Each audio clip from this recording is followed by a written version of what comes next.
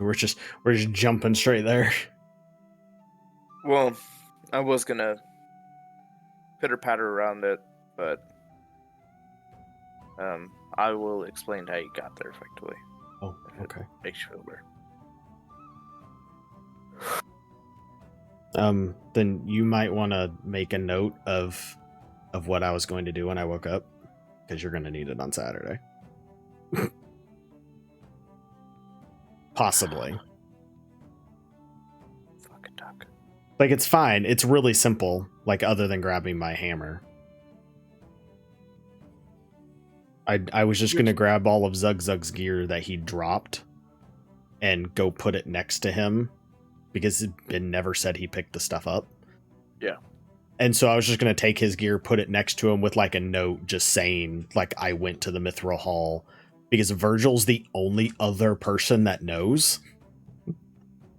And he's going with one group, but if Zugzug is staying back, then yeah. So, like, it's fine to skip to this. I just want you to be aware, like, that was a plan that I was planning on doing. So you were planning... Okay. Recapping, because while you were telling me all this stuff, my brain's like, what are you on about? What do you mean? So I half listened. So effectively, you're going to be dropping off his gear to him before bouncing to Mithril Hall. Yeah, so before he wakes up, I'm just going to take his gear from the forge room, put it next to him, just with a note saying that I went to the Mithril Hall, and then dip out with my hammer. Okay. I don't need to take a note of that. That's fine. I figured somebody would have grabbed it to do something nice for Zugzug after. Yeah. Well, it's like nobody said anything, and so I was like, I'm imagining that nobody has picked this stuff up, because I moved it from the basement to the forge room. Right, and which I remember you saying something about that, so I'm figuring if it got left there, and he would know, or he could find it, or if you were going to move it afterwards, which if you're going to move it afterwards, then that's fine. That's the plan, is I'm just going to move it so it's there when he wakes up.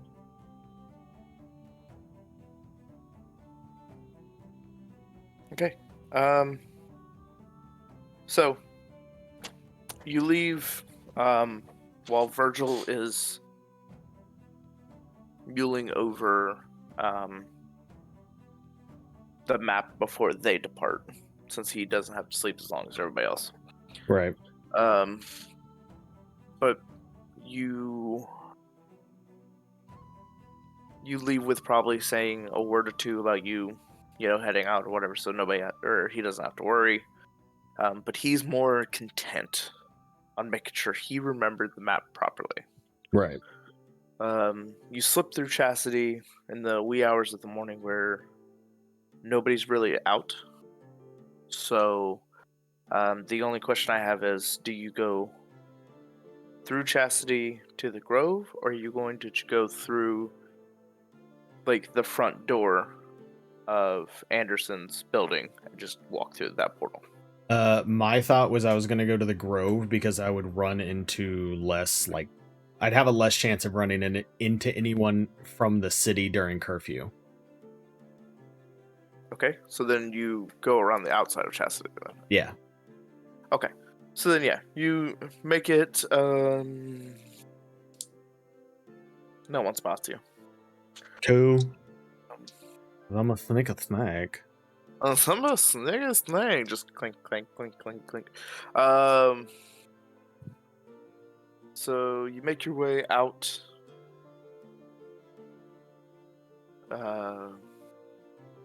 Easily make it to the Grove through your remembering of the paths that you guys have already taken.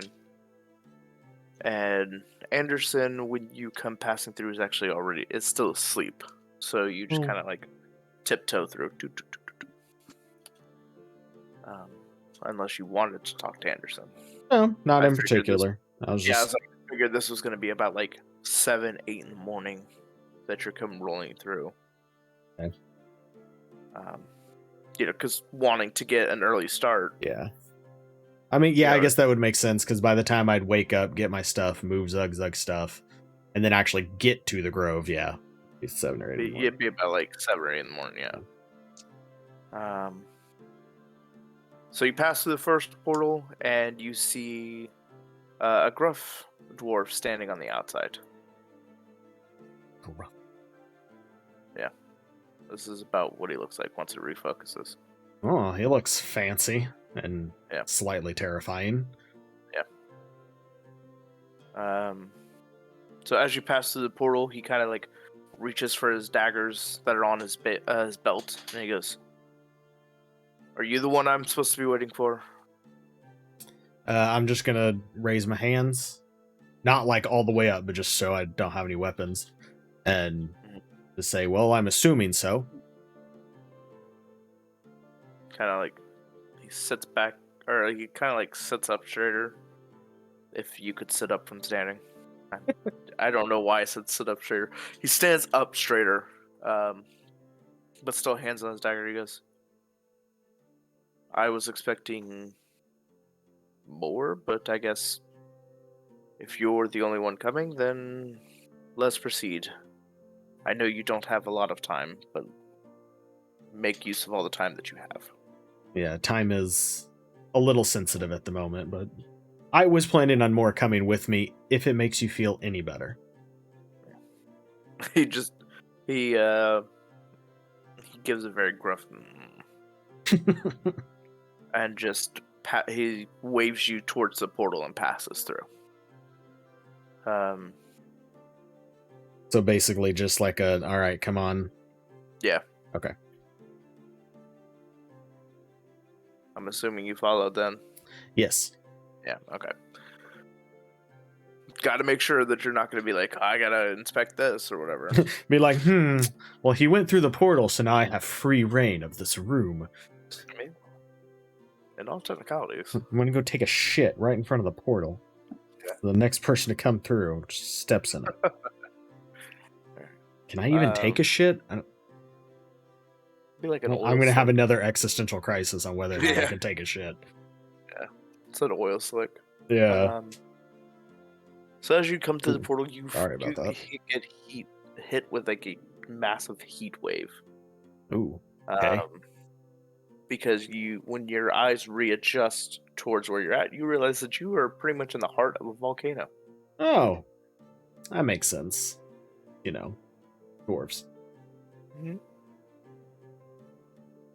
You recognize the guard captain and one of the other guards that had passed through the portal on initial contact, as they are standing guard, watching the portal, watching around their surroundings. Okay, then I'm just gonna kind of. Is the guy that walked in with me? Is he just walking? Like, is he just going? Yeah. Well, he's waiting at the end of the lane for you. Okay. To follow to make sure he doesn't lose you. I'm just gonna kind of, as I walk by people, I'll be like, "Hi, it's hot down here." The guard captain, he looks over at you as you kind of make your presence known. He's like, you'll get used to it, or you'll melt. We'll figure it out. Just let's hope not the second. Let's suck. Just gonna keep walking. Yeah. So as you guys pass through, you see this. Since you'll be the first to see it, this is what you see upon coming through the cavern into. Ooh, that's so pretty. Yeah.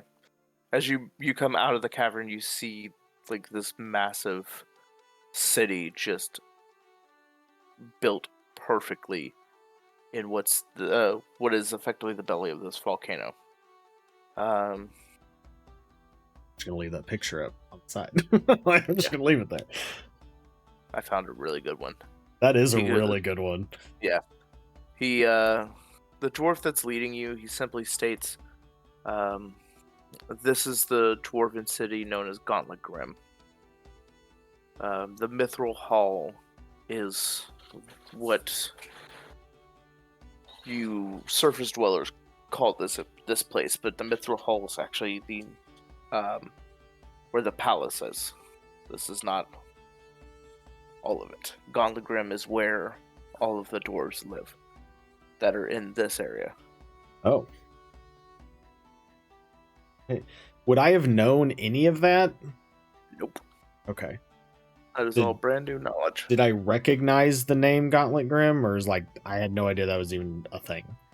Nope. Had no idea. Okay.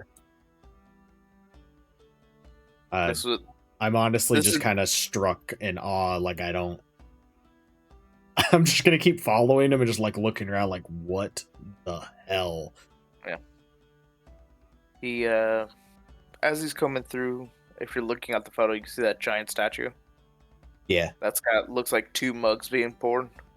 Mm-hmm. As he's like passing like down the cavern, towards a walkway, he goes, "That is the statue of the first king of the Mithril Hall, who him and his family built into this cave, making peace with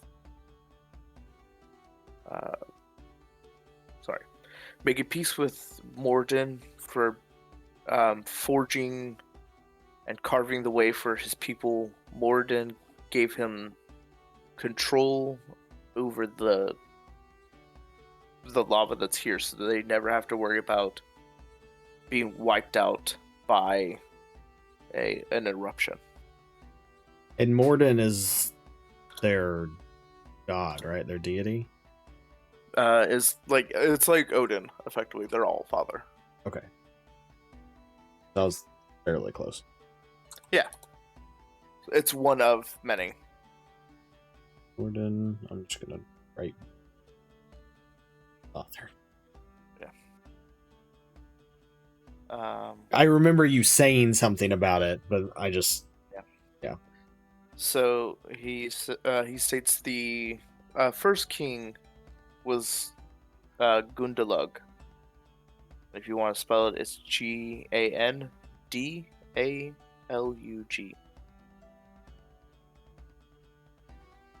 Okay, you're gonna have to spell that again. Gandalug.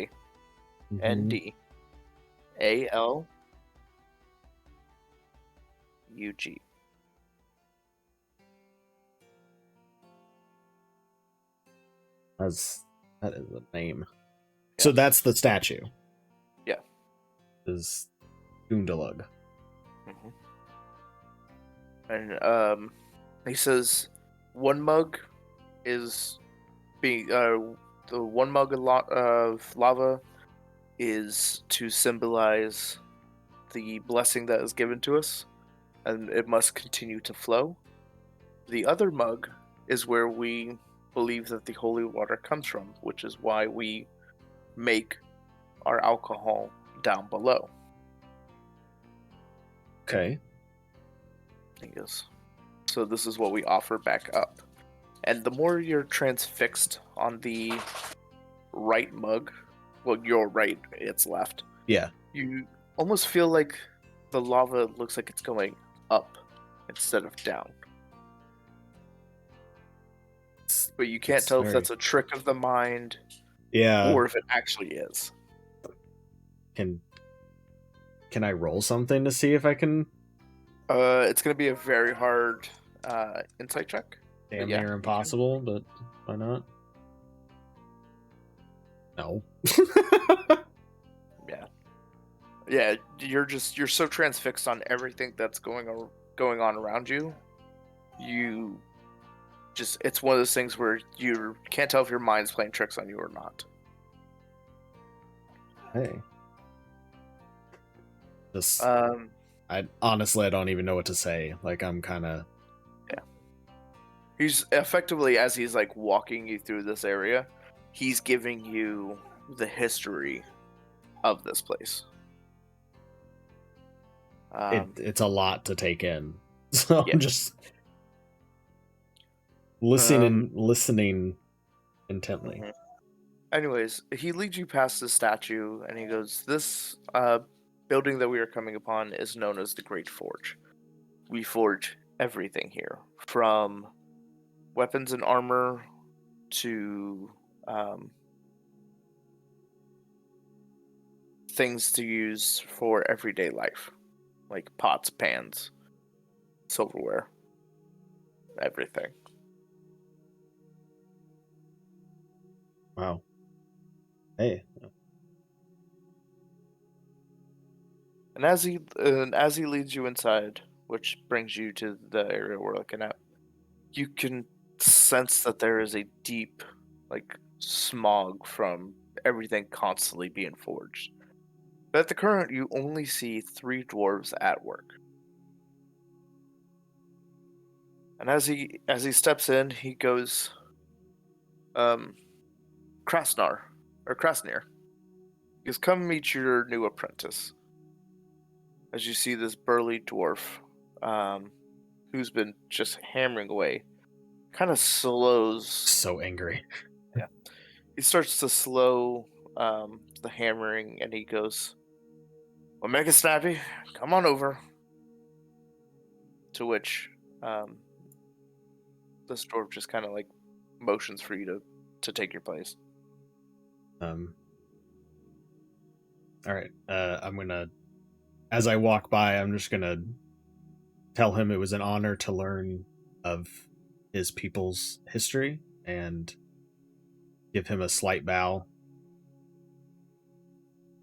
As you walk by, he goes, "Strange one that, but at least he goes. At least he knows when to show respect." As he kind of mutters that as he leaves. And I'm not gonna stop at this. I'm gonna leave the token right there. I'm not gonna stop at this guy, but can I like see? Can I get a good idea of what I guess this station is that he's working at as I'm walking Okay. past? Yeah. Upon looking at it, you notice that there is a lot of implements and tools here. You see, um, this forge has different alcoves to put something in order to keep it hot. Mm-hmm. This and the other. You hear like a mechanical, like, I wouldn't exactly say like ticking, but it's um like the teeth of a cog, like catching another one and pushing the next one, but it's slow and deliberate. And as you listen, as you're walking by, you notice that the forge is kept at a perfect temperature. By like you could tell that there's just enough air being pushed into this particular forge to keep the fire at a perfect temperature the entire time. With Not like too hot, bellows and not too stuff, cold. or just But you don't see any billows. But yes, oh, okay, effectively what it is. huh?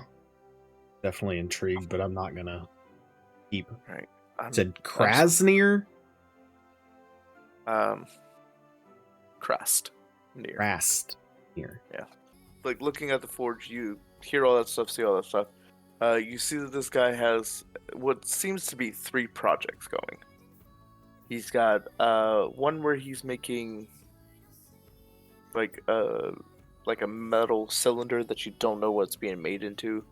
You see one where he's finishing up honing a double-headed axe that is on his table, and then over here he's also working on a cup. A cup. A cup. Okay. Okay, so as I approach, well, dwarves are. I don't have a lot of experience with dwarves, other than angry. I wanted to do something, but now I'm like second thinking. I'm second guessing myself, and I don't know if I want to do it now. No, not yet.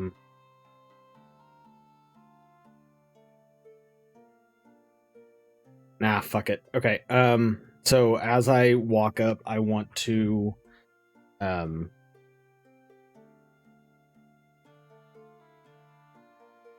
guess present myself. Okay. I'm trying to think like how I want to do this. Not really present myself, but like Master Krasnir. I am the Warforged Onyx from the Drunken Monk. I have come here to learn from your expertise, and I would like to present a weapon of my own forging for your advice? No, that's not the right word. Critique. Yes, thank you. And No help from the back. No, I'm kidding. I couldn't think of the word. All right. Hush, peanut gallery. Yeah. And then pull my hammer out that's slightly unfinished and just present it.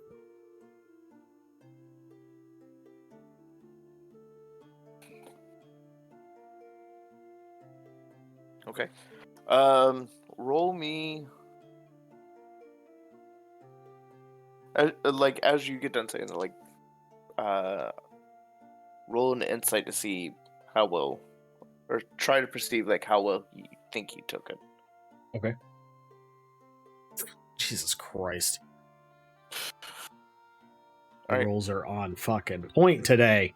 Yeah. So, as you pull it off, you see that he's kind of finishing up on. Well, honestly, he was working on a plate at the moment. Is it a Again, shiny plate? They craft everything here. I mean, yeah. From cutlery to things that'll cut you. It's just, deadly. it's funny.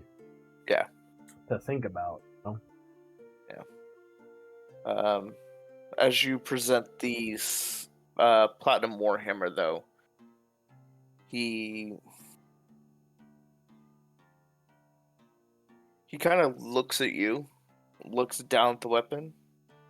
He goes, "You want me to criticize this or critique it?" I want to know what you think of the quality of my work. So he takes it, he starts looking it over, and he goes, "Well, it's unfinished, first off." That is true. I have not had ample time to fully finish it, just the initial weapon itself. As you're like saying all those things, you kind of see him like looking around, and he looks right at the wall, and just with one hand just wings this thing, not like tossing it, like just fucking whips his arm around and just smashes it into this wall. Oh. And you hear such a resounding but high pitch, like metal on stone hit. So it's more like a.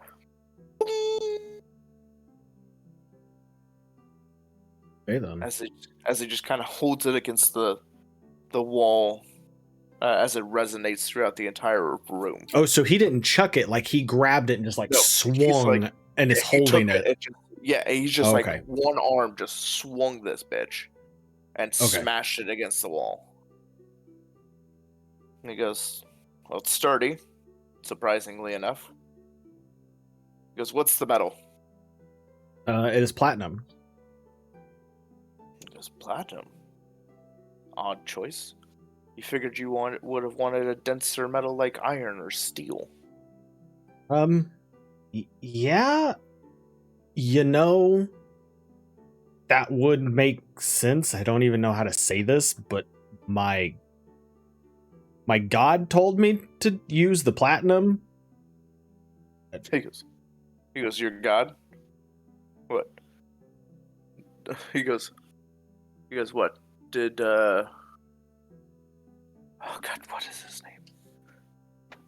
What is the dwarven smithing god? I don't want to say it's Moradin as well. I thought you were asking me like what my name was, and I was like, Gond. No, I'm not asking. It is Moradin. Fuck. Like, I know he kind of does fucking everything, but Jesus. The soul forger, the creator. Yeah. Worships by engineers, fighters, smiths. The dwarves. Let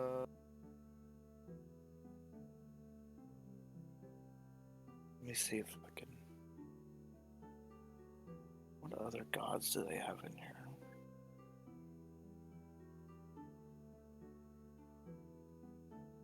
After the second sundering...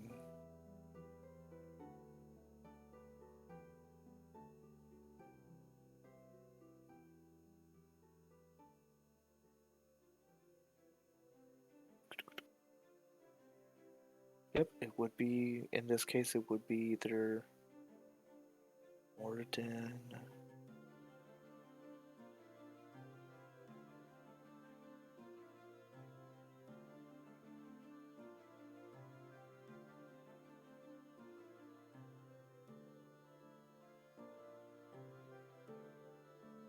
Yeah. It would be Moradin still in this case. Because it's like Morden, greater god and chief among the Morden Sun Men. That's a fucking thing to say. Because it's Morden Sam Men, but one word. It effectively means like Shield Brothers on High, or the High Dwarves.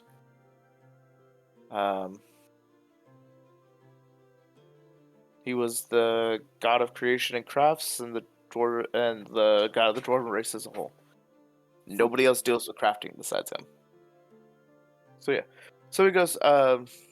What did Morden himself come down from high in order to tell you to use platinum of all things? No, and I mean no disrespect, but my deity is Gond.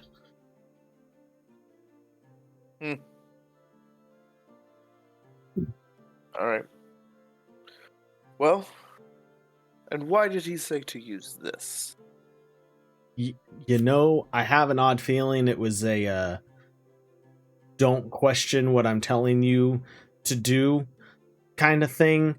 Because I kind of just found out he was real like a couple of days ago. Typical of all other gods. At least we know where ours is. Mostly. You just kind of see him like take a pause as he kind of reflects inwards and goes, anyways. So, not a bad choice, not a bad welding, but you definitely need to finish this. As he whips it back in front of him, again, just one-handing what is normally a two-handed item. I mean, Warhammers are versatile. That's fine. Yeah. But, you know, traditionally, most people wield them with two hands, yeah. So, it's not that it's unwieldy. Yeah. But, you know, for most people, it would be. But this guy's just, like, swinging around as if it was a wooden sword. That's what I'm trying to, like, portray his strength as. And so, as he pulls it back, he sets it on his table, kind of, like, just away from the plate he was working on. And he goes, let me check this real quick. Okay. He runs his hand from the bottom of the shaft all the way up. And he goes, you have 4 points you need to work on.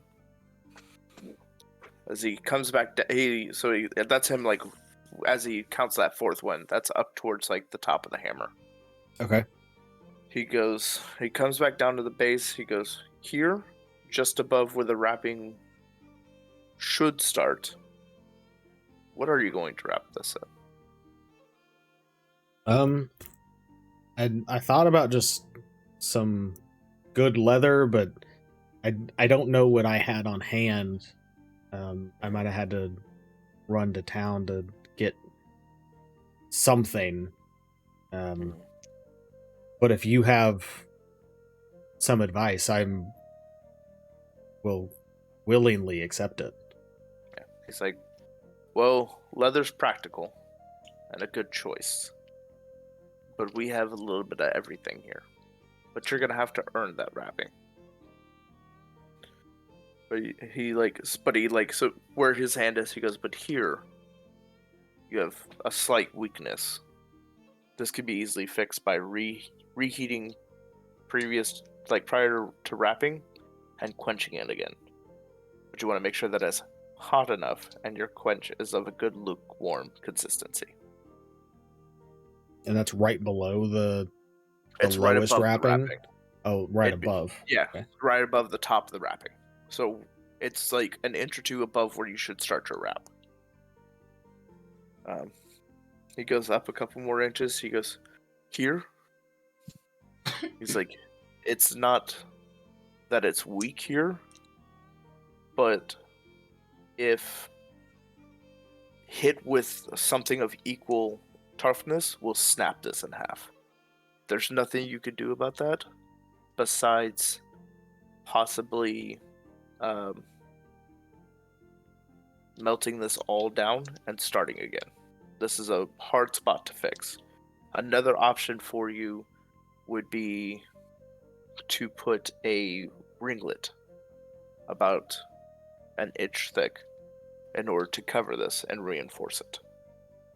But you'll want to use platinum as well, which we have none of down here.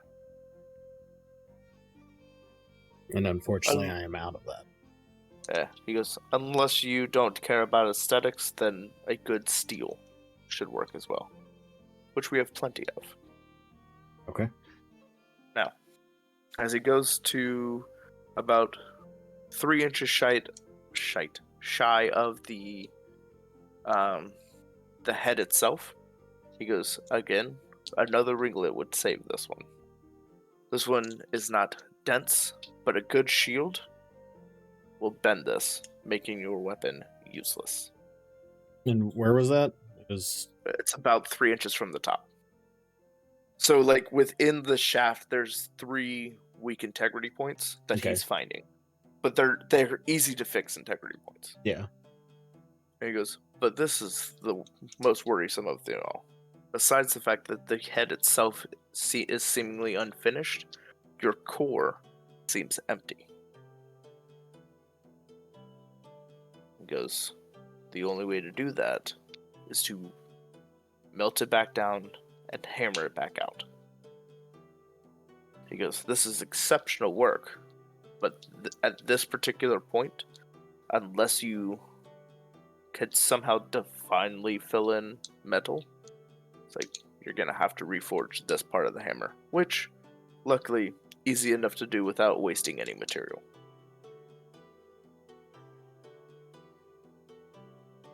Okay. I don't suppose I know some magical way to just fill it. You don't. Okay. But again, with what they have, like, you're not going to waste materials remelting it and kind of hammering it back into place. This will give you the opportunity to give it that design you wanted to give it. That's kind of what I was going for. Yeah.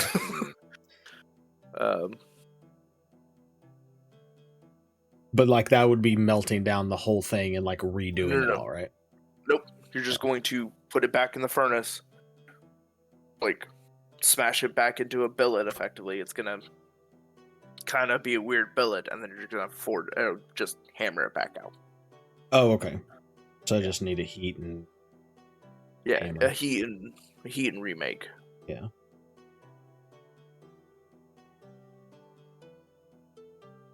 Okay. Did you send me that picture? You did. Yeah. Fuck, I was almost spot on with the placements too. So looking back at the picture that you sent me, right? The wrap is about where the skinny part of that hammer is. And then so pretty much at the top of where it starts to fold out is the first spot. then you've got that ringlet, followed by another ringlet, and then redoing the top. So you can kind of force it to how you want it to be. Yeah. I mean, So. honestly, I just found a picture that kind of... I know.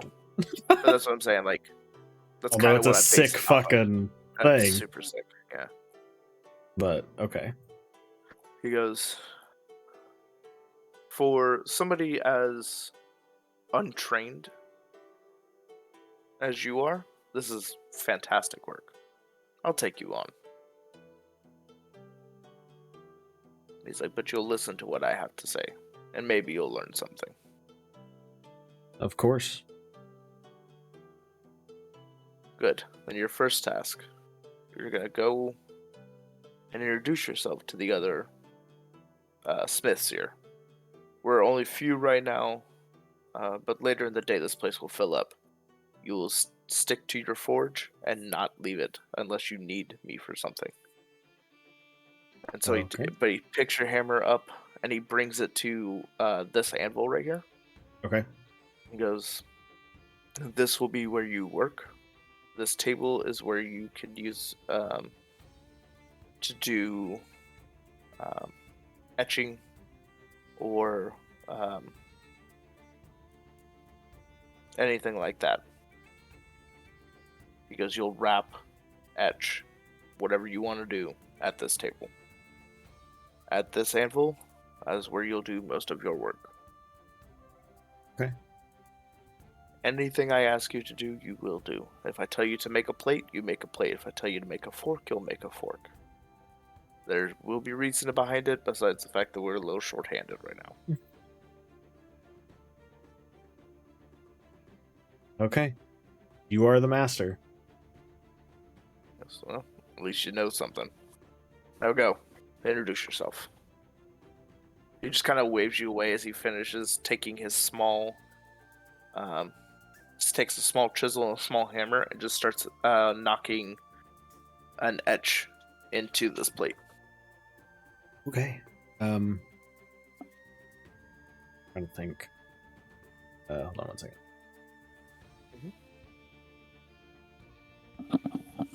Oh, that's right. I don't have that anymore. I was gonna say I'm gonna go put my pack down, but I sold my pack time ago. I wasn't sure if I had one still or not. Okay. Then I guess I will come over to this guy. Okay. As you come up, you see a very young dwarf, and surprisingly enough, not. Oh, I'm sorry. This is the older one. So he is just working on this. But as you look upon him, you notice that there's something off about his eyes. But you see that the two-handed axe that he is finishing up looks to be of a very fine metal. You can roll investigation to see if you can tell what kind of metal it is. Besides that, looking upon him, you notice that this particular dwarf is blind. That he's blind? He's blind. See, I thought you were going to say he's like in some sort of a trance. Mm-mm. I don't know why I instantly went to trance instead of blind, but... where is my investigation? There. Jesus Christ. Why did it... I mean, they're both great. I mean, yeah, but why did it roll twice? Oh, you know what? It was kind of delayed, so I might have clicked it twice and it was not. Yeah. Looking over the axe, you notice that this axe is made of mithril. Oh, shit. At least the heads are. You notice that the wood that holds the heads together is made of a very old oak. Very sturdy. Oak? Yeah. Okay. Like putting your hand against it, you could almost feel as if the wood itself is still living. That's the feel that you get from this weapon. And as you feel across it, he goes, "Don't touch. It's not ready." I'm sorry, I was just a little between admiring and shocked. I guess that would be where I'm at. This is amazing, and it looks great. He's like, well, I'm glad somebody admires what I still can do.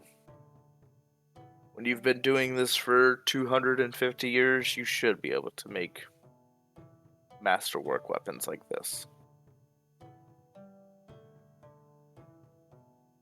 250 years? Yes, I've been around. Well, this will be my 315th name day. Wow.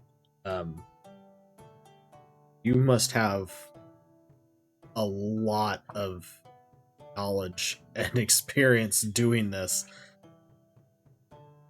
Yes, but the war of many arrows took my sight, so I don't get to have as much fun as I used to.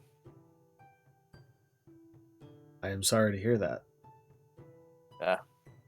It's a good way to lose your eyes.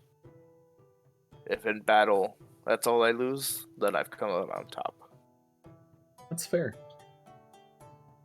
I'm sorry. I'm Onyx, by the way, from the Drunken Monk. I guess the surface?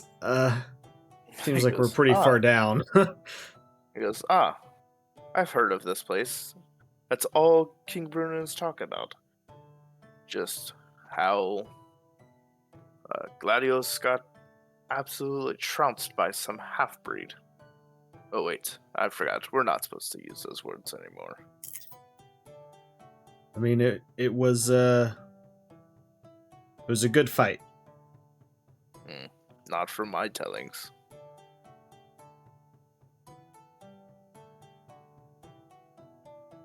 He goes, but please, don't dally too long. I know that Master Goldhammer runs a tight shift. Yes, I have to finish my projects anyways. Goldhammer. Hey. Yes, of course. I'm sorry to distract. I will be on my way. He goes, no distraction. As he hits this cup and just kind of dents the side of it. He goes, I meant to do that. And he starts just denting the rest of it out to match it. I guess I'll start coming over to this guy. Did I catch his name? Did he say his name? I don't think he did. He did not. Okay. And so, as you get to this one, you see a very young-looking dwarf. Not as hairy as his cousins, but also of a different hair. Everybody else has been very dark that you've noticed. This guy has a surprisingly red set of hair. Red-headed stepchild. Yeah. He goes, hello, friend. And what brings you to my station? Well, Master Krasnir told me to come introduce myself to the other crafters and forgers in the area, and well, there's only two others of you, so yeah, the others are recovering from last night's gallivants. He goes, please make yourself at home.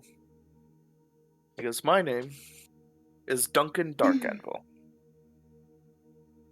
Duncan.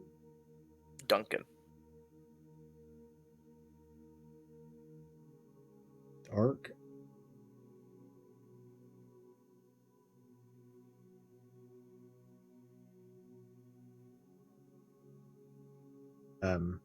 It's nice to meet you. I am Onyx. I don't have a last name. I think. Pretty sure I don't. I'm from the Drunken Monk. From the service. The new place where we're getting, or we're sending one of our our clerics to go learn from this drunken monk for our new holy water. I can't wait to taste it.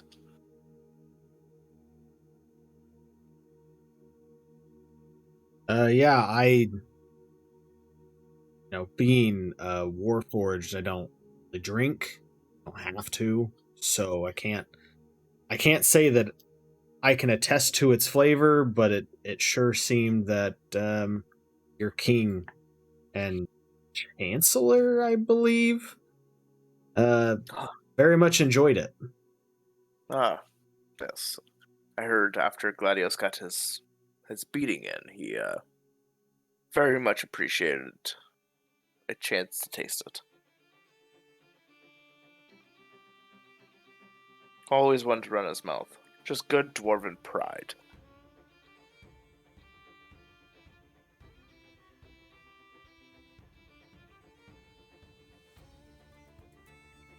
Sorry.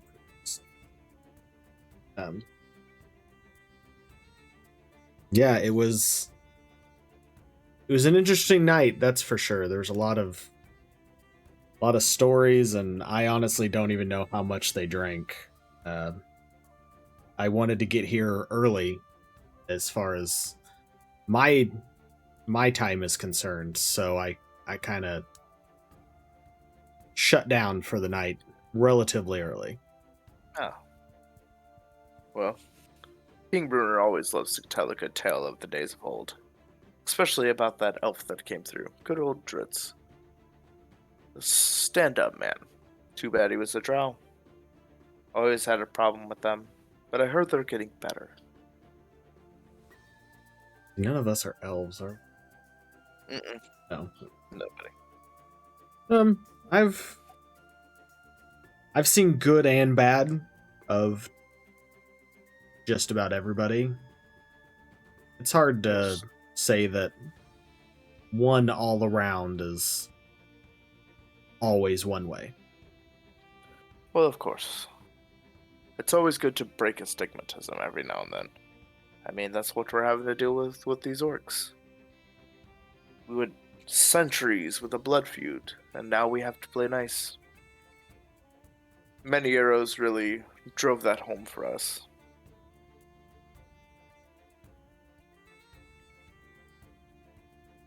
Well, I mean, you never know.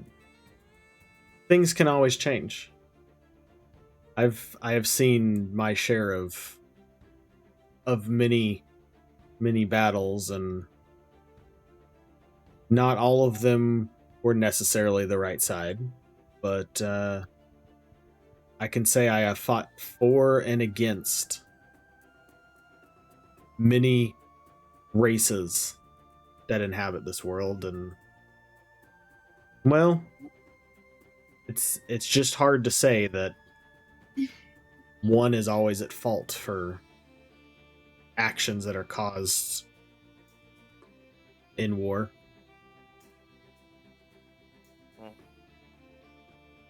Well, no truer words have been spoken by someone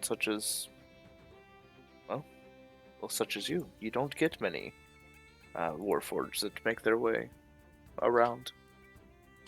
Most remain soulless, some become sentient. Seems that you were lucky, if luck be how you see this. I mean, I I would say I was, well, I don't know if luck would be the right word, but I was somewhat lucky to run across the paths of my compatriots, and now I'm here where I'm hopefully gonna learn how to further my own craft, and who knows, maybe I can make up for some of the faults that I was a part of. Hmm. Wise words. Well, hopefully Moradin's eyes will continue to gaze upon you, friend. But you better hurry on. Uh, Iron Vein already gets enough of a talking to from Master Goldhammer. Hopefully you don't have to deal the same fate. I'm sorry, who's Iron Veins? Oh, he goes, that's Wargnar Ironvein, the guy you spoke to earlier. Oh, I sent you across the way. I happened to be taking a break at that point in time. I didn't catch his name, so I wasn't. He generally doesn't give it out, so don't feel bad. Oh, okay. Well, it was nice to meet you, Master Dirk Anvil, and I will see you around, I guess.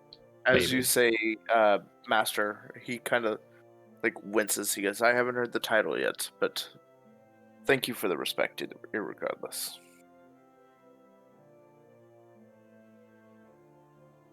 Guess I'm just gonna kind of give him a little nod and I guess head over to my station because he said not to bother him. So like, I don't know what to do.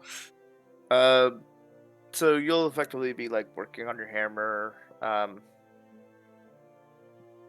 At the end of the each day, you'll be allotted to go do as you wish to.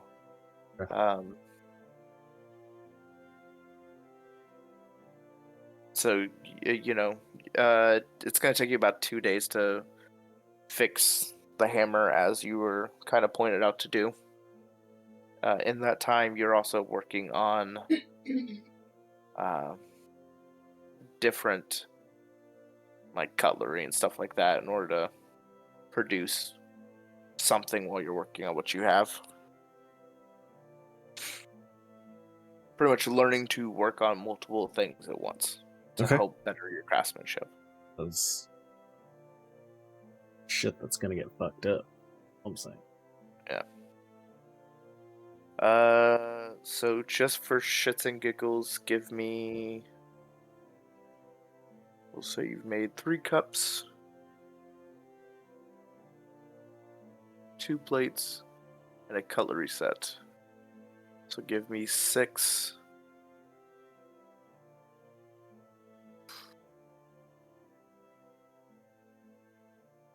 Let's see. It's not going to be armor. Fuck, this is always hard to do. You know what? Just give me 6 strength checks. Strength checks for forging? Yeah. Okay. So double your proficiency. Say I can do. Because I can just use. Oh, how this works though. Because it's supposed to be. We'll just double. What was it supposed to be? Well, like I'm supposed to be able to roll. No, I'll just do it and see. Oh, okay, here we go.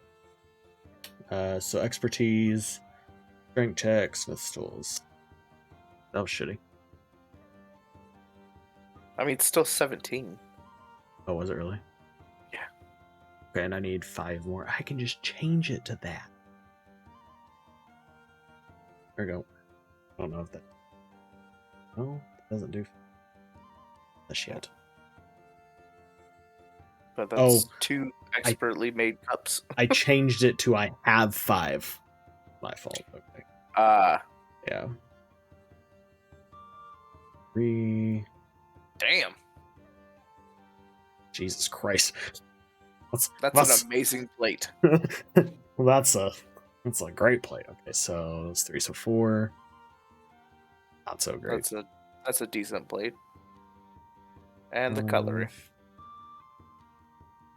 Cutlery's done well. Custom. 6. Oh, 6, right? 1, 2, 4, 5, 6. Yep. Cool. Yeah, all these are done really well. Master Goldhammer comes and checks on your work. He notes that you've been working on your hammer at the same time that you've been working on what he's told you to, and he's thoroughly impressed. Because I know you don't need to sleep, but if you wish to, you can. Otherwise, the engineers are waiting for you to bring that weapon. He kind of looks at the firearm with disdain.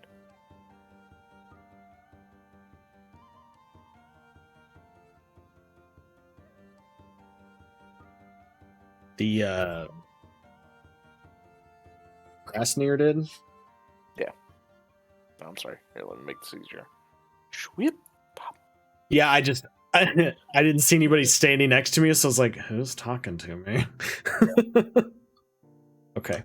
Yeah, and I've only been up for a couple of hours. Well, So. I figured this would be like a work day and all that shit, so.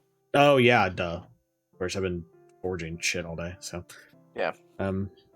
Yeah, I don't need to rest right now, so I'll run this over there, I guess. Which way? He goes, yes. He goes, go up the ramps to the next building, and then it's gonna be the second room on your right. Okay. Thank you. Yep. Know what ramps are in here. Like it's hard to tell like what is a ramp, so. So like you're currently on the there? bottom. No, you're gonna go back out this way. Oh, okay. And then looking back at that picture, it's gonna you're pretty much gonna go up the ramps on your right hand side to the second floor. Oh, okay. So I just kind of come out and then just go up. Yeah. Oh, okay. Cool. I did not make a scene for that, so we're gonna have to use our imagination. I'll just leave my parts in there. Yeah. But so you proceed up there and you see a bunch of dwarves running around, like kind of looking at different pages, different items that are down on the tables, this, that, and the other. When one of them looks up and makes note of you, he goes, "Ah, there you are. You brought that instrument, right? The what did they call it? The pale drider." Yes. The pale drider is what my friend calls it. It is a rifle. Or a firearm was the general term. Does it create fire when you use it? No, not exactly.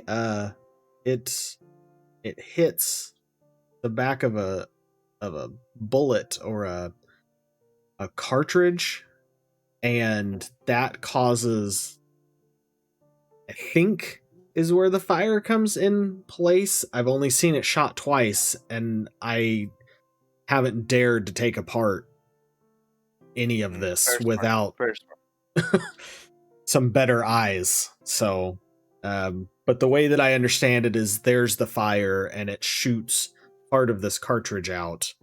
And well, let me tell you, I can attest to the blood splatter that was caused.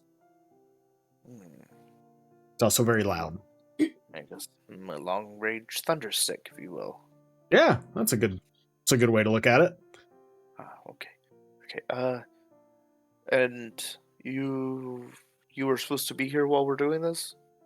Yes, I am supposed to be here and kind of keeping an eye on things, I guess, and personally I would like to watch and learn along with you if that is okay. Oh yes, good.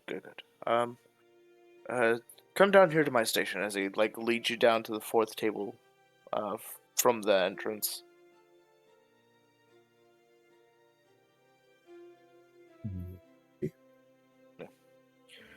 As you set the rifle down, the guy brings out a series of different glasses and things attached to small arms, and he kind of arranges them in a way that he could kind of look better onto the firearm.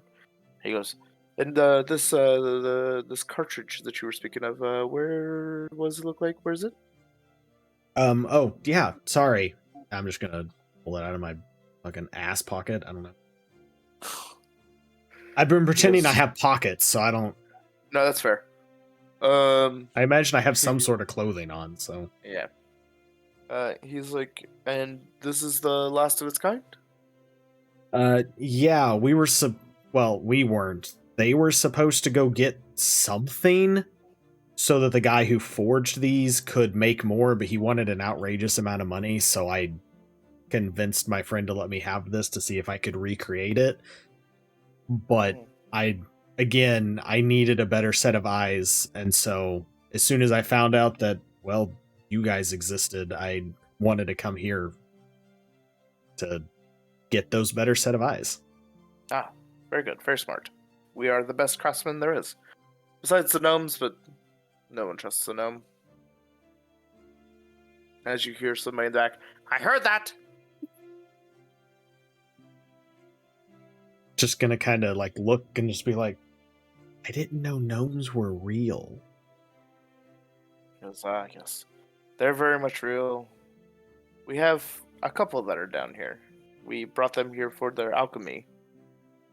This this Okay. partridge that you uh, have might be better suited for him. I will take it down to him as he kind of like hops down off of his little stool and takes the cartridge to him. I'm not gonna chase him because I want to definitely leave the. I don't want to give a reason for ill trust, but I'm definitely gonna kind of just like watch as he Mhm. walks past, so I know where it's going and not just be like, okay, cool, bye, and Yeah, twiddle my thumbs or whatever. he takes it down like 2 tables from where you're at. He Okay, just kind of so sits on the easy to table, and see. you see you see like a um, pale like greenish hand, kind of just like swipe the bullet and just disappears behind the throng of other dwarves. As that Okay. the dwarf that was associating with you has like made his way back. He goes, before he takes it apart, can you tell me anything that you know about this cartridge before we move on to the actual thunder stick? Um, I mean, it's metal. It has some sort of combustible something inside of it. And I believe it's multiple pieces. Again, I didn't take it apart. It's just from what I could tell from the outside and from seeing it in action. Mm, mm. Very good, very smart. Okay, um, then let's go ahead and start taking this apart. And he kind of starts looking it over. He goes, "How do we do it?" Well, that's a great question. I guess we're gonna find out together. Is there room on the opposite side of the table from him where I could, I guess, Yeah, sit down? yeah. Okay. Like we're. I figured the way that you would have came over, you either stood at the end, looking down, or stood to the side, looking across at him. Yeah, I kind Um, of just came in like with him, I guess, and stopped at the yeah. end of the table. But as I said that, Okay. I want to go to the like directly across from him and like just grab a stool or a barrel or something and just sit down and be like, all right. Okay. Um, as you do so, he kind of starts like muling over the craftsmanship um, of the firearm. I did not roll good for that. I rolled even worse that second time. Can I Uh, can I mhm. help with rolls since I don't know how that would work. um, yeah, you could roll investigation. Okay. Sure you don't want it to be like wisdom? I have like a +8. I don't know what that has to do with building a gun, but Yeah.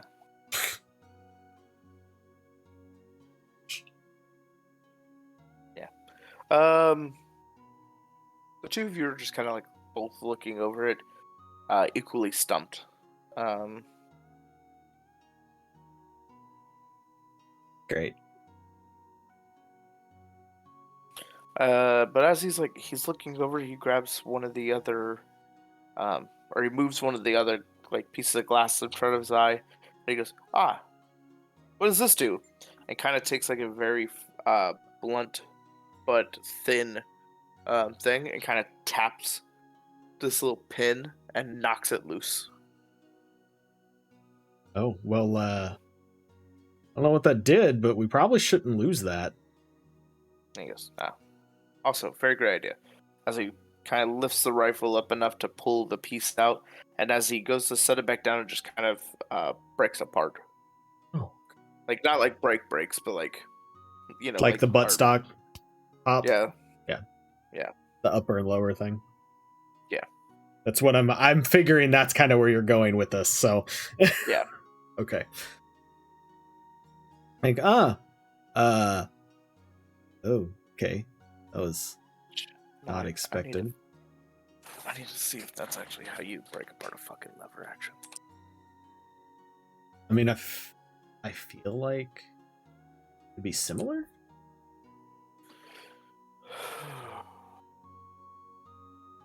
It's a rifle, right? It's not a Yeah. rifle. That's like, I don't want to watch a whole fucking video Fair about enough. this. I mean, looking at sort of what I'm seeing, it looks like it's similar to that. Yeah. Find the hinge pin or screw that is located where the lever enters the receiver. Unscrew the hinge pin and pull out the lever. Yeah, so I mean, yeah. Yeah, and old technology, it'd probably just be a pin instead of a screw. Yeah. So yeah, so he drops the linchpin on it, and just kind of as he does so, he lays it back down. The bottom kind of like or the top unfolds from the other linchpin, revealing that actual uh, the actual wood part of it that you can see is hollow for the most part. It's like the barrel. No, like the buttstock. Oh. So like the bottom part of this rifle is effectively hollow. So when you take the back ledge pin out, the lever action part, the part that you would flick out to reload, that part gets pushed forward so it can just slide right out. Oh, gotcha. So it just has it's hollow, so it has a place to move. Yeah. Okay. And he goes, "Oh, well, I wonder if this pin also does the same thing." He kind of knocks it as well, popping it out, taking the two parts apart.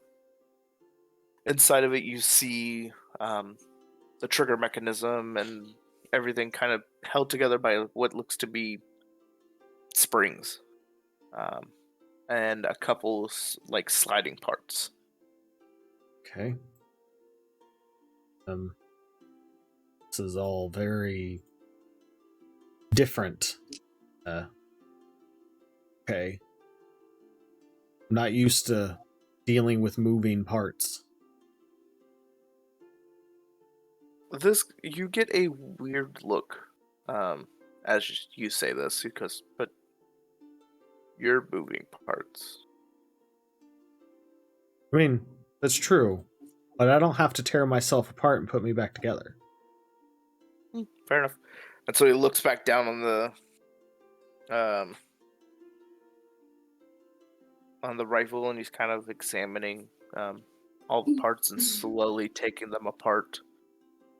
But you notice that he's taking these things apart in a very like particular way, where like the buttstock has one spot, and then when he slid the action out, he kind of put it to the top, and he moved once he was able to like undo the trigger and the action or the lever itself, he put that down below that.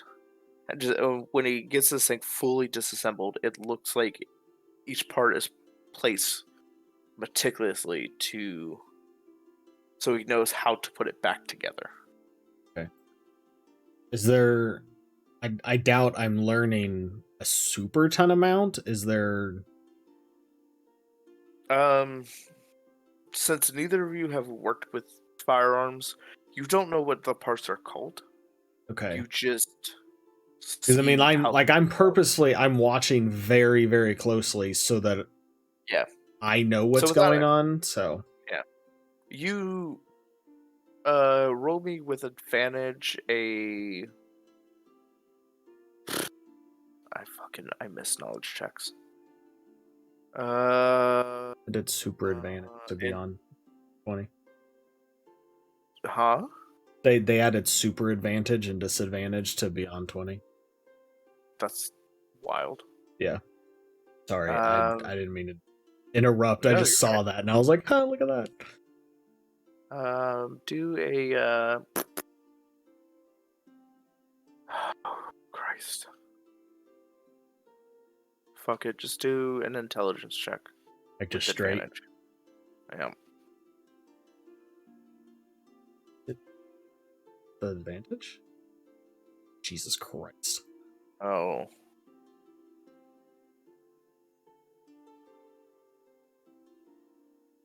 Glad I had advantage.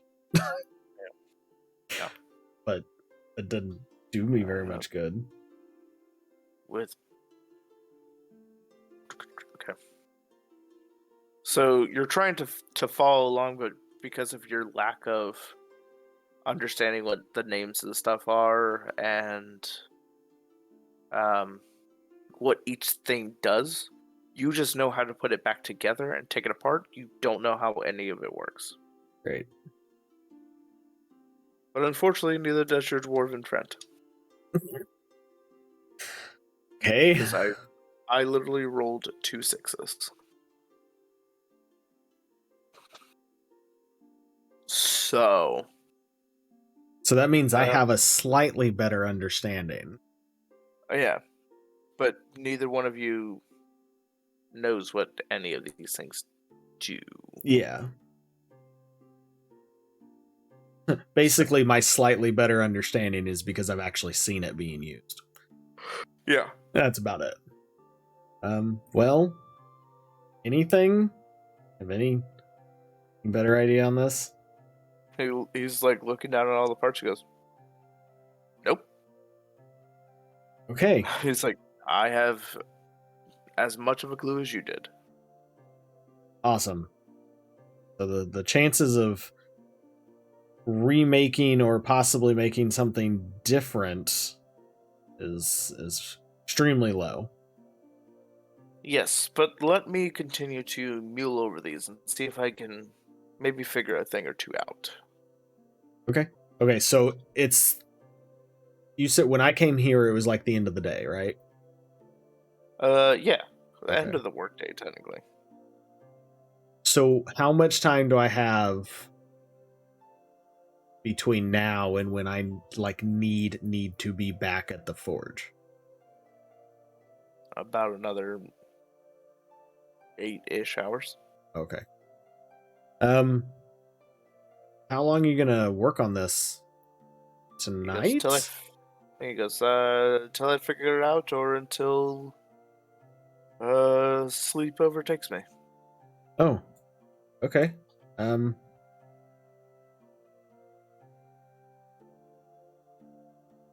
um,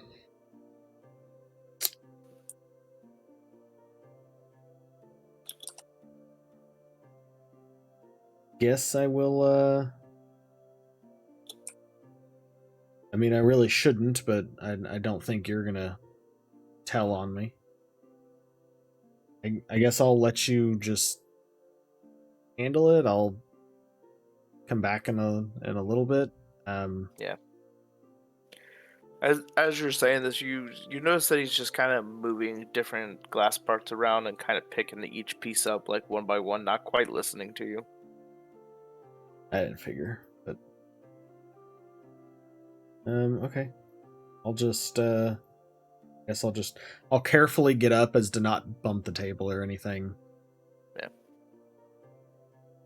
And then I want to walk down towards where that gnome was. Mm-hmm. And see if I can, one, even see him, and two, if I can, if he's kind of gotten anywhere with the bullets. As you're like walking down there, you notice that the table that had the table that the bullet was taken to, you notice that what you do see of the or of the bullet, you notice that it's in different spots, and there's also a black powder in a cup. As you kind of see this, just you just see a green head like pop up from the table and back down as he's jumping from like chair to bench or bench to ground and then to a chair, and he's just kind of like hopping around to these other places. Okay. Hi? Yes, you. Bullet bringer. Or cartridge bringer, whatever you want to call this. How can I help you? I was just kind of coming by to see how things were going, see if you might have figured out anything. And he goes, well, he points, he goes, that, like he's pointing towards the tip. Mm-hmm. He goes, solid steel, points to the casing. Solid brass, points to like a weird little like white disc. It's tiny. He goes, this makes fire. That is fire. As he points to the gunpowder. And he goes, watch. As he pours a little bit out. And you see him take like a little burner and just like taps it and just. Oh, okay. So that's how that side worked. So can I, because I rolled, I mean, this is a long time ago, but I rolled to where I knew how to make the casing. So, so could I now recreate? I still don't have gunpowder, but like with seeing it torn apart, can I now recreate a bullet? Okay. You could see like how hollow it is. You can recreate everything but the gunpowder. Okay. Do you know what that powder is? You see him like take his finger, stick it in what's left of the gunpowder, and like sticks it in his mouth and goes, he's like sulfur, and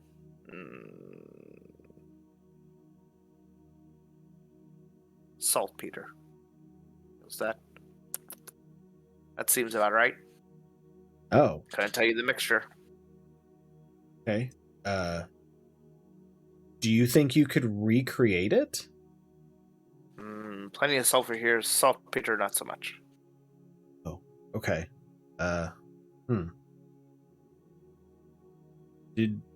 If I could bring you back saltpeter at some point in time, you think you could figure it out? Oh, very easy, very easy. Okay. I mean, it won't be soon. I'm gonna be here for a few days, but I'll be sure to let my compatriots know that we do have a very knowledgeable gnome that can recreate the gunpowder, and thanks to you, I know how to recreate the casing, so together we could easily make more of these. We shall see. I need to get the portions right. Of course. And then I will I guess turn around and I will leave you to it and just start walking back out. I'm gonna just kind of like check on the gun as I'm walking out. As you come walking by, you notice that he's kind of like he's put the action back in with the lever to see how it slides, as he's just inspecting that portion of it. I don't think I could remelt the hammer. But yeah, I'll just start working on like reforging it. Yes, because I could probably reheat and work on hammering the head back. Yeah. Actually, no. I'm gonna work on ringlets, and I'm gonna draw out the symbols that I want to put on it. That's what I'm gonna work on. Like, I guess tonight. Okay. So I'm just gonna work on making ringlets and. Then give me a smithing tools check. Is it okay? As you have been. Cool. I could just like done. I love how I get a 4 and it's like a fucking 15. Yeah, that's kind of gross. Yeah. Okay then. Yeah, you make the bottom ringlet with like you have enough time and knowledge to make the bottom ringlet. Okay. As well as refixing that first dead point. So talking about the weakness, the actual weakness. The actual weakness down at the bottom. Weakness is done, and then the first ringlet. Yep. Okay. So I still need one ringlet, Yeah. and I got to do the head, then get a the head portion is going to be a much harder DC. Just oh so no, you know. that's fine. Like I wrote down everything, so I'm just like, okay, this is what's done. These are the things I still got to do. Right. Okay. Your second ringlet's only you just got to beat a 10 to get the second. But just to pre-warn you, to get the head forged properly, you're gonna have to beat a 22. Jesus. So that means I have to roll. I have to beat a 22. Yeah. Okay, so I have to roll you have 12. to roll an 11. If you wish, you can make another Smith's Tools check and try and finish your hammer. How did I do? Go to inventory? Is that where I was in? I think so.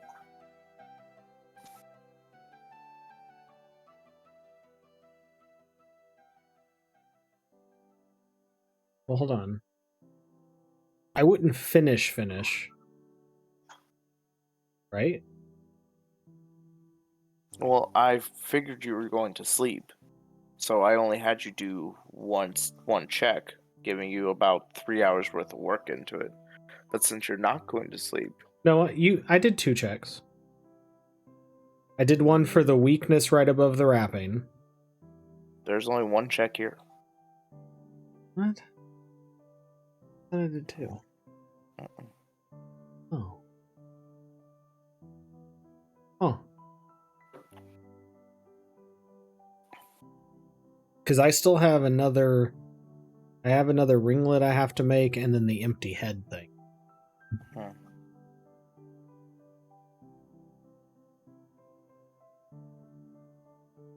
What did that even land on?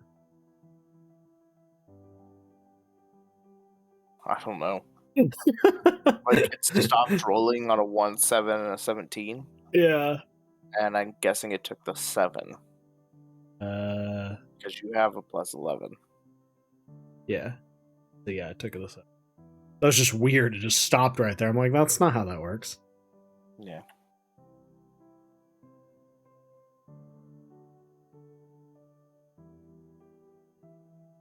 Okay, so that would be the other ringlet then, I'm guessing.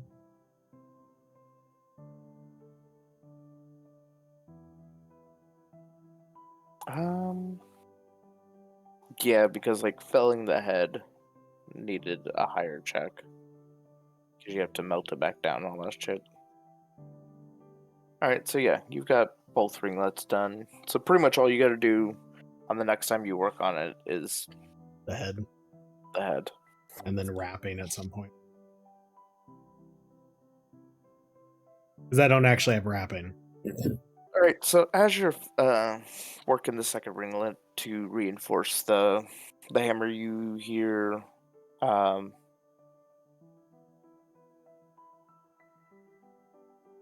damn it. Krasnir?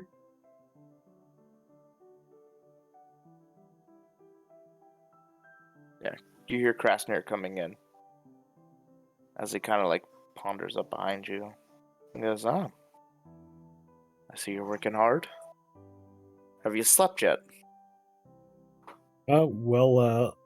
Luckily being a warforged, I don't have to sleep, so it gives some benefits sometimes. Hmm.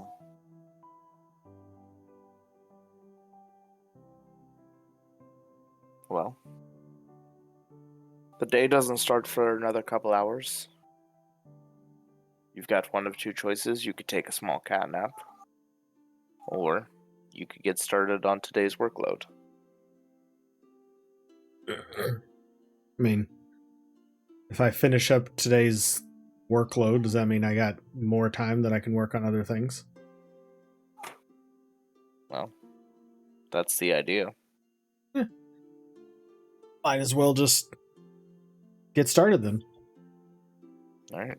Well, sounds good. Today's commission is a set of axes, one to be made from steel, one to be made from the mithril that we just pulled. And the mithril one needs to be of exceptional quality because it is a present to the young Dagna who's supposed to inherit the throne from Brunner when he leaves us to the mithril halls, or leaves us to the dwarven halls.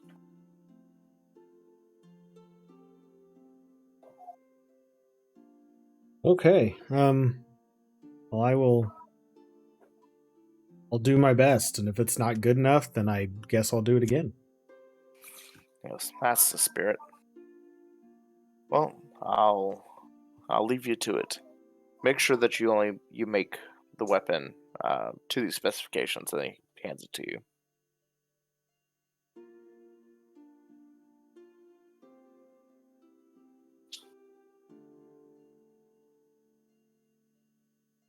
Oh, I can only imagine what that mithril one's going to require. Okay. I'm gonna work on the steel one first. Mm-hmm. Wait, hold on. Are the other two people in? No, Okay, so it's just him. it's just you and him right now. Um, no, I'm gonna do the steel one first. Okay.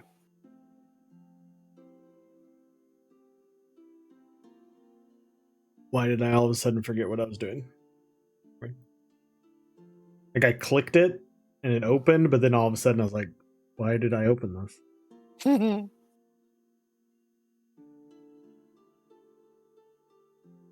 I'm assuming that's what you needed. Yeah. You make so as you're working the forge, getting the billet made for the head of your axe.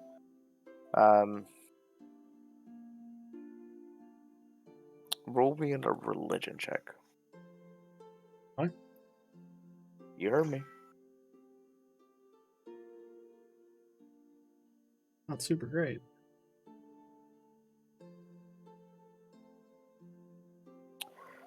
So as you're working, you feel like an extra breeze got put into that forge, making it just the right amount of heat to make it to where it was easier to forge. The malleability, Jesus Christ. It's okay. It's been Made a it more long Tuesday. malleable. I understand. It's been a long fucking 3 Tuesdays. Mm-hmm. Anyways, um, as you're crafting this, the axe you make has a sharper edge to it. Ooh. And you kind of got an inspiration to use, though the order calls for a, it asks for like pine. You actually think that oak would better suit this axe, and so you put it in for such, and give it. Then you lacquer it to give it that pine look. Okay. It sounds like it's gonna be. Like, is it bad that you're saying all this? And I'm like, I want that. Yeah. Are these two one-handed? I'm just curious. They are. Okay. That makes zero difference. I'm just curious about it. Yeah. If you want even more details, you effectively forged a perfect half moon single-handed hatchet at roughly 4 feet in length from Okay, cool. bottom to top. And you, according to the specifications, you place a small anvil with a hammer hitting it to symbolize it was made in the dwarven halls. Okay.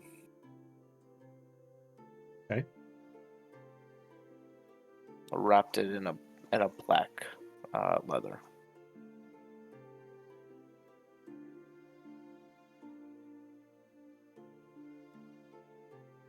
And by the time you finish that one, the other two dwarves come in. They give you a little wave, seeing that you're hard at work already, and then just get back to work. Do I see them like wave at me? Yeah, out your peripherals. So not like I look up and I make like direct eye contact. Just I see them kind of. Okay. Yeah. You see Iron Vein kind of like patting around as you're like dunking the axe. You see him kind of like touch around his area, make sure. You notice they kind of like adjust things to a specific spot before saying a quick prayer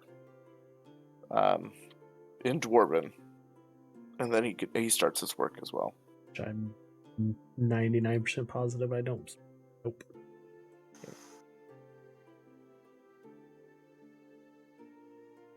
I mean, can I put two and two together that he's like making sure things are very specific because he's blind? And yeah, you can assume that. That's an easy assumption.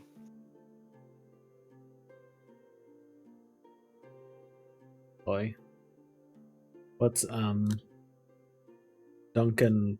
God, my handwriting was terrible. Duncan Dirk Anvil? Dark Anvil. Dark Anvil. I guess it might.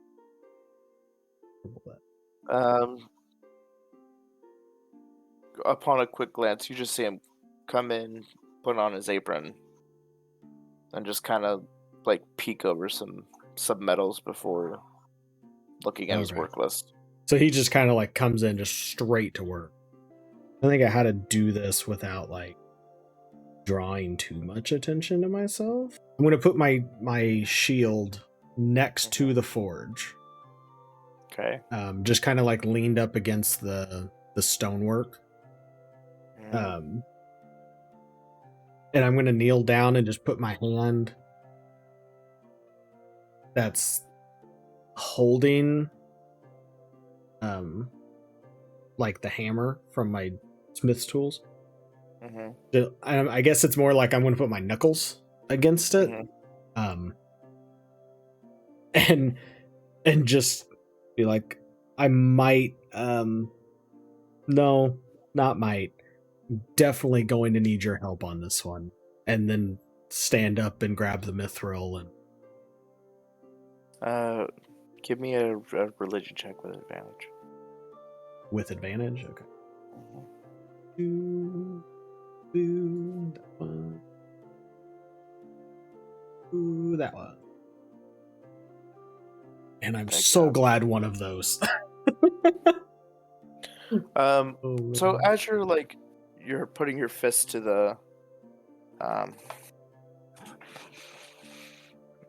thing, you kind of feel like the heat of the forge disappears, and you realize that you were back in that place again, and you hear like just anvil hits, anvil hit, and he goes, "It's mighty bold of you to pray to me in the middle of Moradin's realm." I'm sure he's not going to be happy about that. I mean, that's very possible, but he's not the one that I need to be worried about, I think, at the He moment. goes, oh, I'll help you. Don't you worry. It's like, I admire your tenacity to learn from the dwarves. Because in all honesty, I'm a little jealous of them. But you'll do well. I'll help you out this one time. And he looks up from his work and he goes, oh, well, better send you back. And before he could snap his fingers, you see a massive dwarf come into the area, and he goes, Gond, we've talked about, and then you're back to your own cognitive as if nothing Oh no. as if nothing had happened. But I'm aware that happened. Yeah. I'm just gonna kind of like can I don't know if this would really be a check. I don't want to cast a spell, but can I just like summon just like arcane power just to, I don't know, create a spark, something to make sure that it's like something didn't happen? So more of just to be like, okay, cool, don't have to worry about that kind of a thing. Oh, you're trying to see if you could produce like a sacred flame cantrip just to make sure you didn't get cut off. Right, but like I'm not casting it on somebody. It's just Yeah. more of a like, okay, cool. Okay. Yeah, you go to like you start the motions for sacred flame, and you kind of as you finish the incantation, it sparks up long enough for you to check to make sure everything's good, and then you let it die down real quick. Okay. I'm just gonna kind of, I guess, just kind of stretch a little bit. Oh my gosh, that hurt me. My arms hurt. Yeah. And just, I guess, get to work. As you pick up the mithril, you hear from Iron Vein, and he goes, I feel a slight disturbance in the realm, but everything should be fine. And he kind of like he looks up, and he goes, Warforge, make sure you heat up the forge a little bit hotter. Mithril's nothing to mess with. And then goes back to work. Thanks. Sorry. And the first time with this one. He goes, you need it to be hotter than usual. Mithril burns longer, but requires more heat. So make sure that you make deliberate strikes, not quick strikes.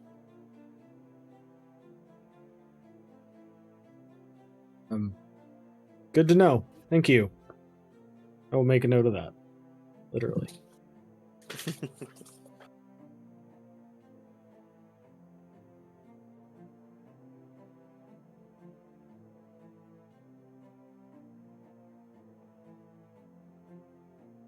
Alright, so on your next set of smithing tools, I'll give you a +5 for your boldness. Okay. Because that is a bold move, being in a dwarven area and yeah, a dwarven forge. That's why I was kind of like, I'm trying to figure out how to do this without like drawing a ton of attention. Yeah. Okay. So I don't have a way to just wait. Hold on. Do I? No, I don't have a way to like add +5. Math. Yeah. Oh my god. Yeah. 35. Yeah, I think you're good. All right. So you, taking the advice that is given to you, you set to work, and you forge this weapon exceptionally.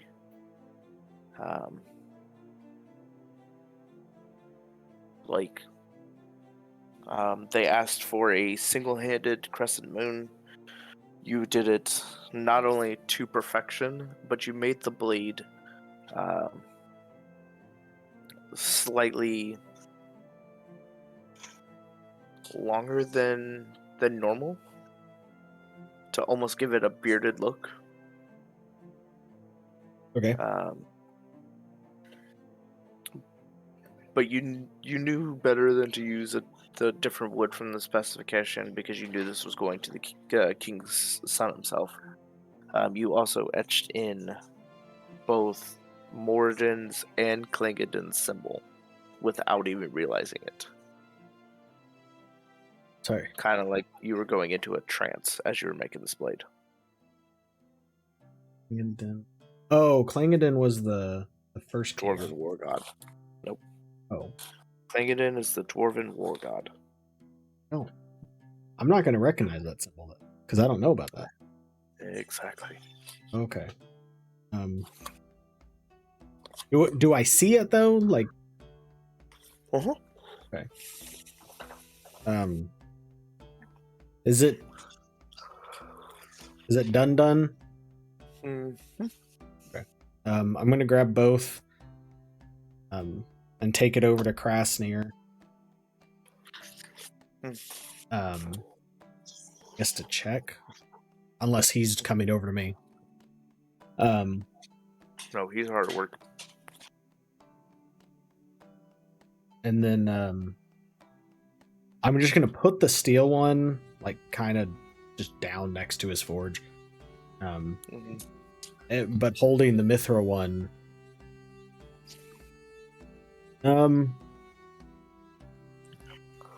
So I just finished the Mithra one and I feel really good about it, but I put a symbol that I don't really recognize. Mm-hmm. And just kind of like have my hand out towards him. Playing it in. Yeah.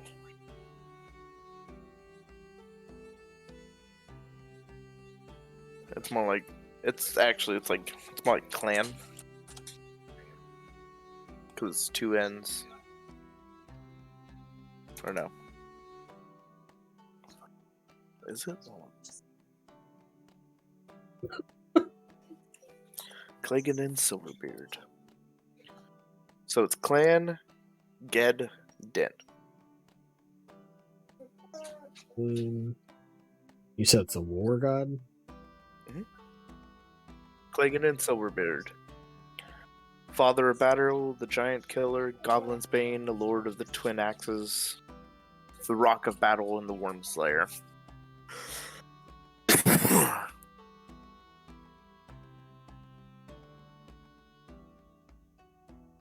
Also known as Clang Edden to the Shield Dwarves and Clang Inden. So pretty much dropping in.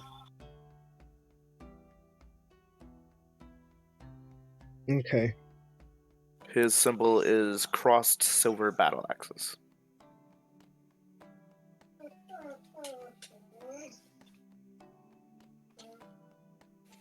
Silver.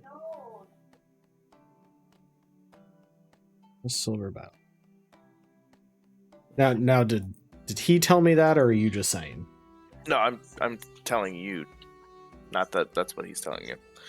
He's looking over the axe and he goes, "Why, this is the finest work I've seen on Mithril." He goes, "And the symbols, they're in perfect symmetry to each other." And he goes, "And you don't know that you put these symbols here?" I mean, I'm assuming that I did it, but I don't remember doing it. This has happened to me before. I remember forging the sword a while back. Say a while back, really just like a few weeks ago. It's like, with the material I've never worked with before, and came out really good, but I don't really remember doing it. So I'm assuming it's something with my head.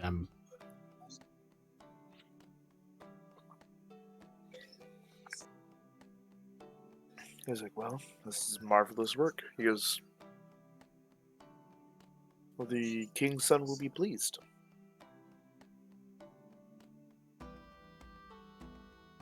Well, that's definitely good.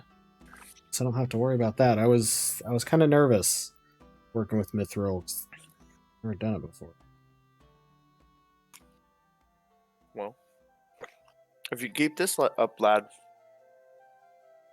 you'll definitely do well. He goes, I don't even know why you came here for apprenticeship as well as you've been doing.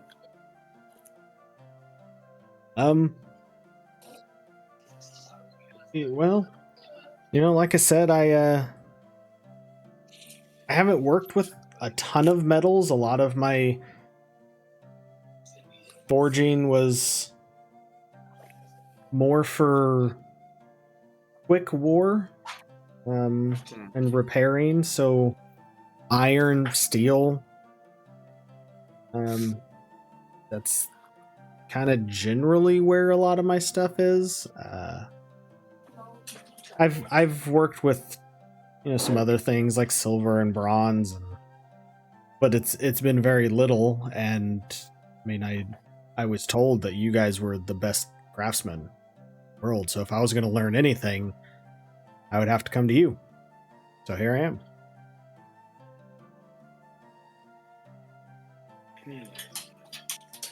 He goes, well, whoever you heard that from knew their stuff. He goes, because we are the best. I doubt those stinking elves could do any better. With their frilly languages and their lithe bodies. And he goes, but the humans will never get close.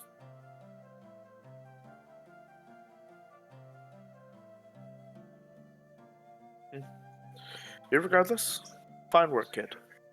Do as you please. You're off for the day. Oh, well, thank you very much. I think I'm gonna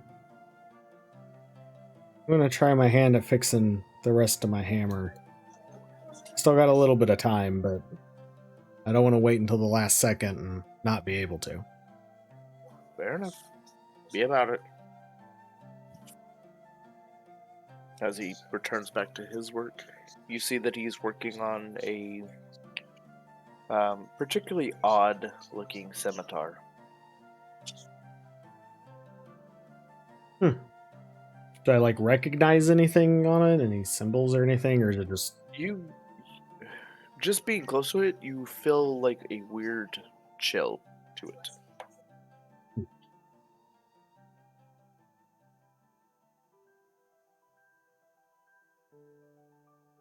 not gonna?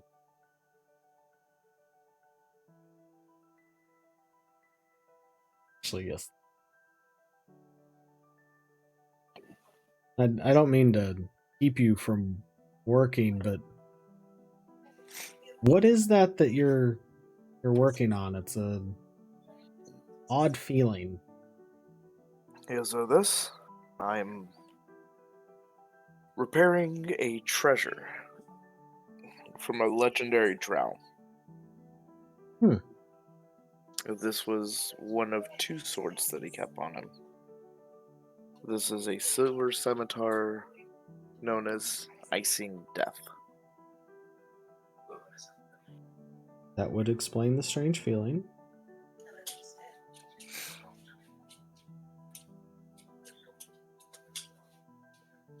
He goes, I don't know, maybe one day you'll see this elf. He's been out lately.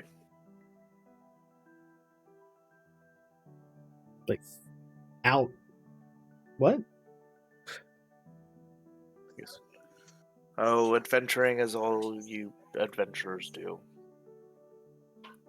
Oh, okay. All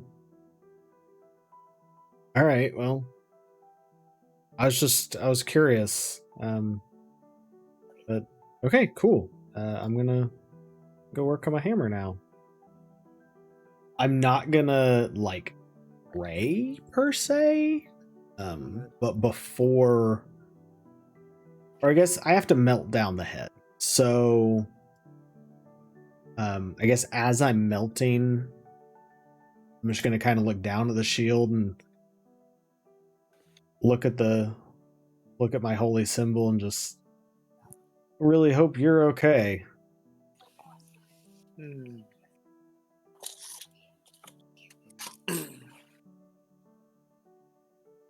Alright. So you still decided to go with it anyways. So, as you like pretty much like ask for or like pretty much like hope that your god is okay. Again, you trance, and as you do, Shit. you see like you see that massive dwarf again, and he's sitting on the counter as you hear the anvil going,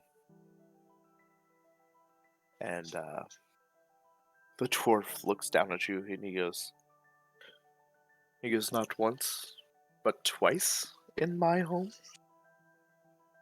Mighty bold. You hear Gon respond back, I did warn you.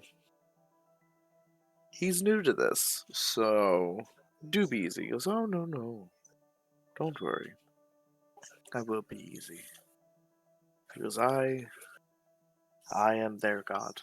I am Moradin, king of the dwarves. First of my line, if you will. He goes, I respect you for praying and checking on your god. He goes, I see that you have a weapon that you are working for. Let me give you some advice. Make sure that you keep your temperatures high as you redo your billet. And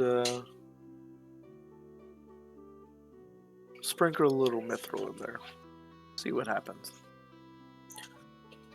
And you just see Gon's hand come up over the dwarf, and you're back to yourself. Okay. Just gonna kind of go around and just. Okay, that was weird. I want to kind of lean to the side to see if Iron Vein is doing anything since he reacted last time. I'm curious. Yeah. As you lean to the side, as you lean around your forge, Iron Vein is staring you dead in the face. Just He's like, oh hi. He goes, I knew I felt something off. You seen him, didn't you? Seen who? What? He's like whispering now. He's like, don't be coy. Well, as whispering as one can be, surrounded by forges. I was just saying next to 4 forges that are super loud. Yeah, he's like, don't play coy. I mean, I saw. I might have maybe saw Morden. Yeah. Mm-hmm. He lets out a bellowing laugh. He goes, ha ha! Not many outside of the clans get to meet him. How was he? Huge. And oddly helpful. I thought that I was gonna be punished. Because you see, I actually prayed to Gaunt, and he wasn't overly fond of that. As you're saying that, you see his eyes kind of alight with a blue light to it. And he's like, I know. I told you I felt something. Are you going to do as you were told? I'm definitely gonna do my best. Just see what happens, and I'm just gonna kind of course, I don't know where the like the bellows are and stuff. Is there is the one for my forge like in between us or? Okay. So as I say that, I'm just as I'm like I'm gonna do my best and see what happens. I'm just gonna reach over and just start heating it up and. So these aren't like a press bellow. These are more like a mechanism. So you control the temperature. So more like you actually turn it up or turn it down, kind of thing. Yeah.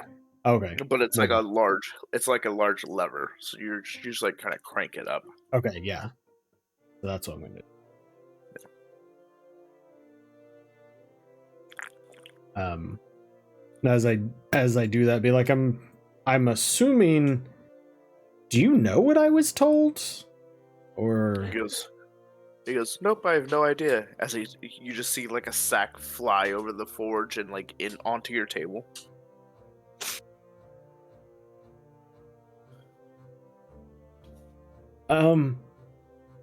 Okay. And I'm gonna go check it.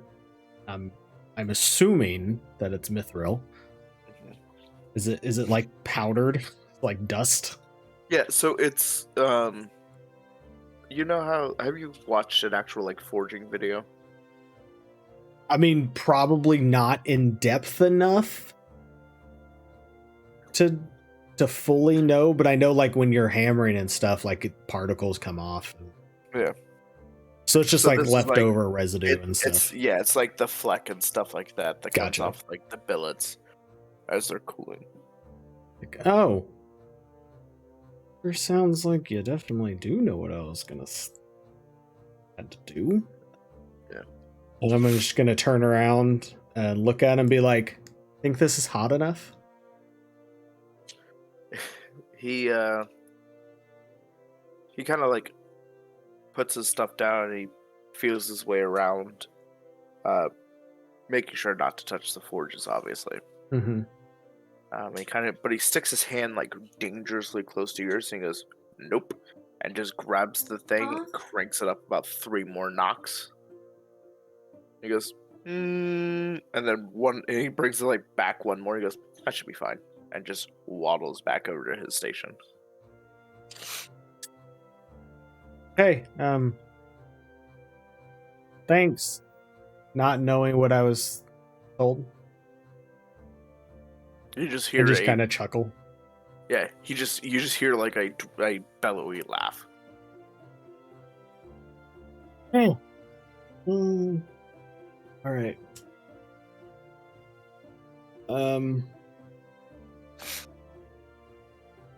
Yeah, I guess I'm just gonna keep working. Is it? Just tell me whenever I need to do anything else, I guess. Yeah, I was like, just go ahead and give me the roll.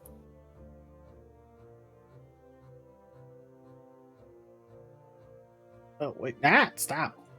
Click the wrong thing. Please. 23. Yeah.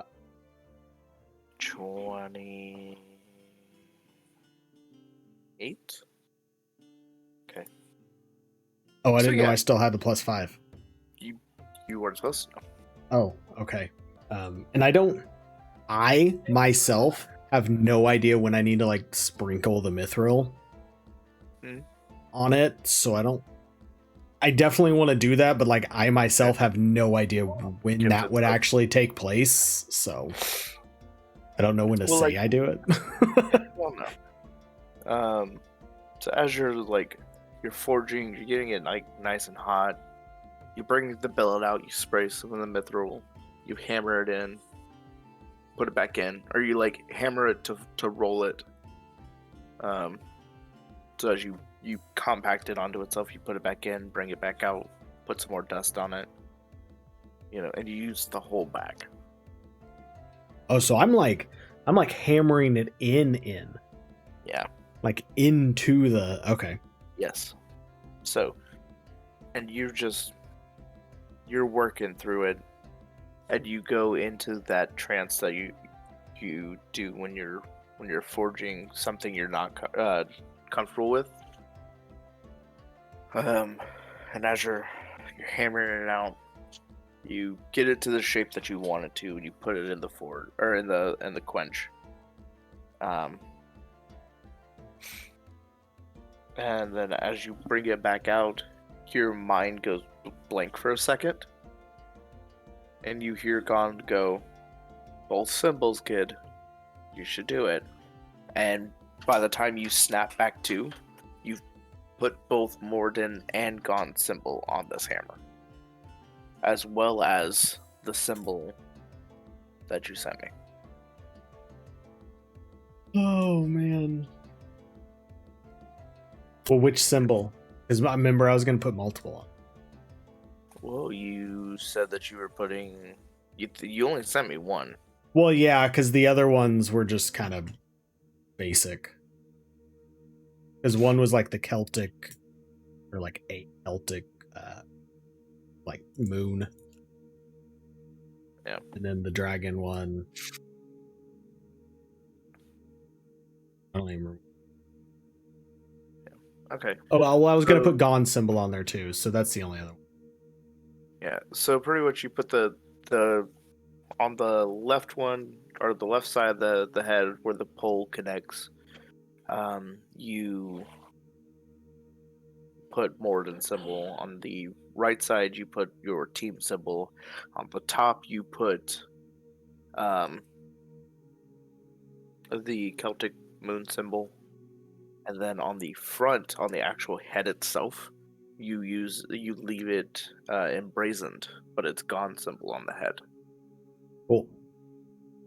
Or on the flat side of the mallet. Yeah. The actual "I'm gonna hit you in the face" part. Yeah. Is what's funny is, I mean, you did all of that. Mm-hmm. I was actually going to do it anyways. Yeah. Like once it all came out, I was gonna actually be like, I should probably do this. Yeah. So it's kind of funny.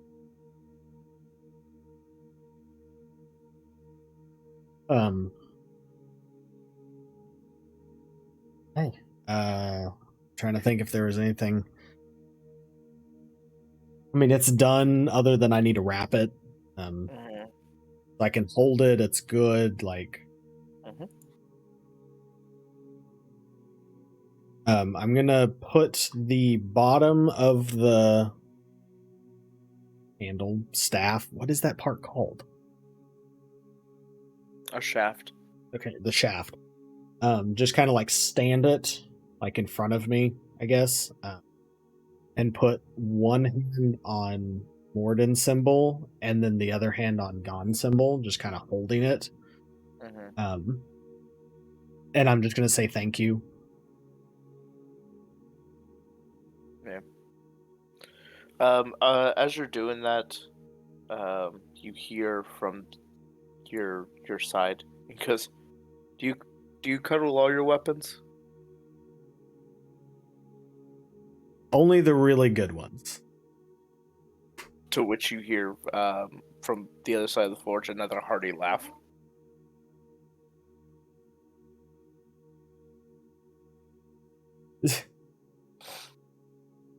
Feel like I really need. Is there anything I can tell off about Iron Vein? Like, Not passively.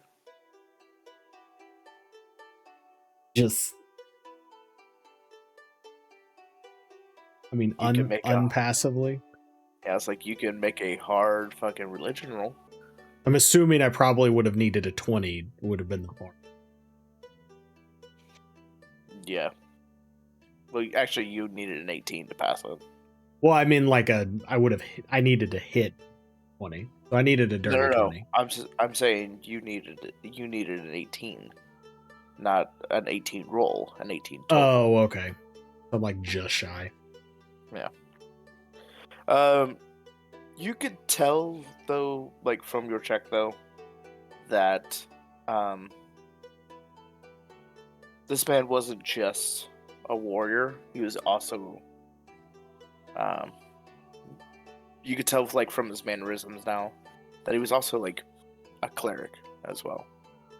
That would explain a lot. About what time is it? Since he's still there, I'm assuming it's still sort of the workday. Yeah, there's like 2 hours left into the workday by the time you finished.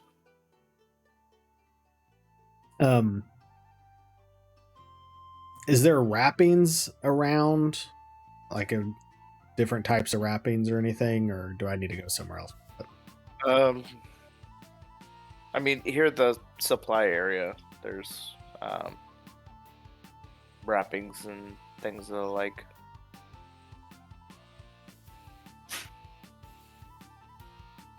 So loud. So I'm going to take my hammer, but I want to walk this direction and kind of like go around. Is he actively working on something? Yeah, you can see that he's actively working on a like the head of a spear, as well as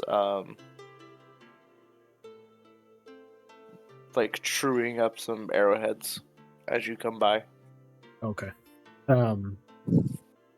So I got done. But I still need a wrapping. And I just can't quite decide what would be the best for this type of weapon. So I figured, why not come ask you? You seem to know a little bit more than you let on, and I mean, you do have many, many more years of experience than I do. He goes, "Flattery gets you nowhere, kid. But don't worry, I got you." Now, my question is, do you want to go out and slay it? Or do you just want what we have? Ooh. That's a really good question, you know?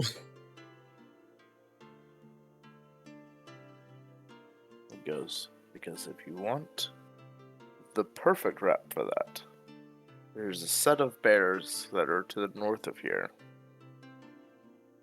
You only need one." Does sound fun. Or he points over his shoulder towards the storage area. He goes, "There's a nice hog hide, and if you look hard enough, you might be able to find the demon hog hide. It's extra tough, little sticky, makes good grip."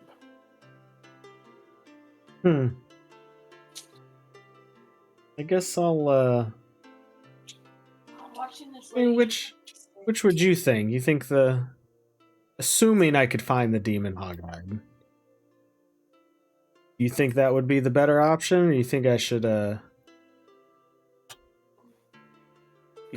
find some bears? You see it as he makes the tink down, and he kind of just like turns his head towards your general direction. He goes, "I've given you my suggestions." Yes, that's true. I couldn't tell you which is better because both of them are great. It's all in the method of acquisition. As he continues to go back to hammer away at these arrowheads.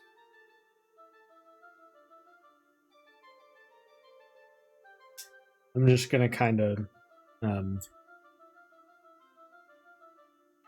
just kind of chuckle a little bit and be like, "All right, I'll think on it," and then around and I'm gonna head over here and I'm gonna see what I can find. Okie dokie. And then do I need to stop at this guy? Is he gonna stop me? Nope. Okay.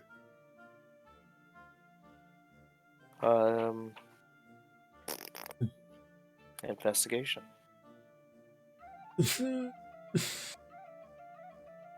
Holy shit. A dirty 20. A dirty 20.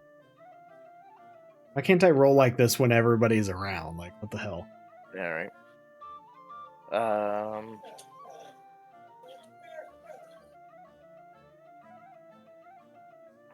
Yeah, so you're rummaging through like the hides and stuff like that, and you come upon the perfect length of this like dark hide, and as you're feeling on it, you find like the actual outer part of the wrapping is kind of like not exactly stickier as Iron Vein had said, but it definitely feels like it would have a better grip to it. Oh, it's not like it's not like sticky. It's like yeah, like the bandage, the first aid bandages that have that odd stickiness for grip.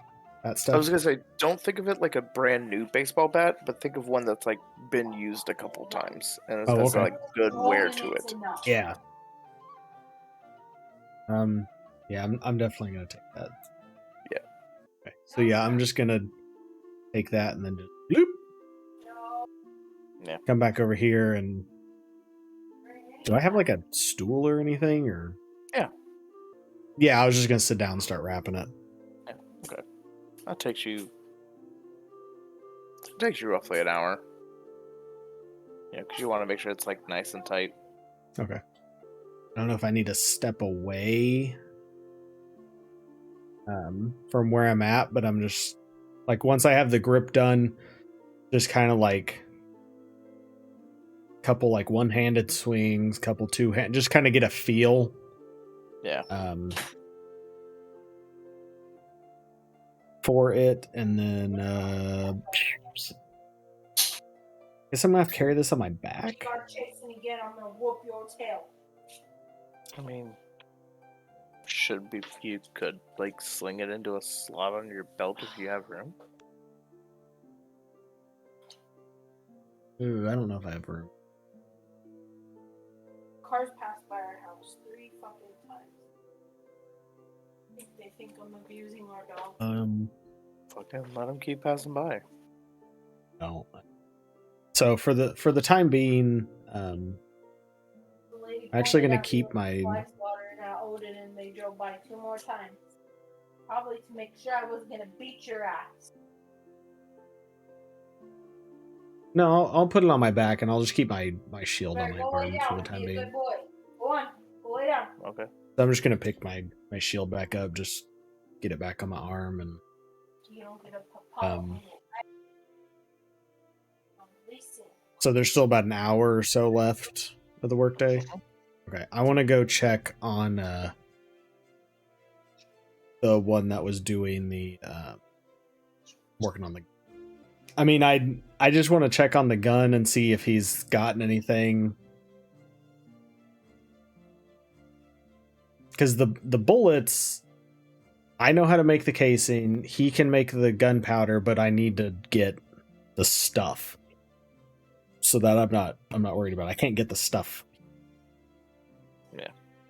And I'm not gonna be able to get the stuff in the amount of time that I have, unfortunately.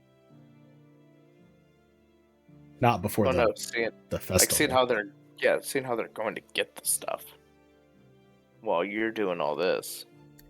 Yeah, but I mean like before the festival. Like they wouldn't be able to come back and get everything and get bullets made. Well, I mean, you could send all the stuff through, and then by the time the festival ends, sure, but not before the festival. That's true. But I mean, he has his thing. So like I know, I don't have to worry about the bullet side at the moment. I just need to do the gun stuff. Well, because I know you were planning on working on, I guess, making a mechanical owlbear. Yeah, there's that too. And I haven't talked to anybody. It's actually before I leave, I'm gonna talk to Iron. Like as I'm leaving. Yes. Okay.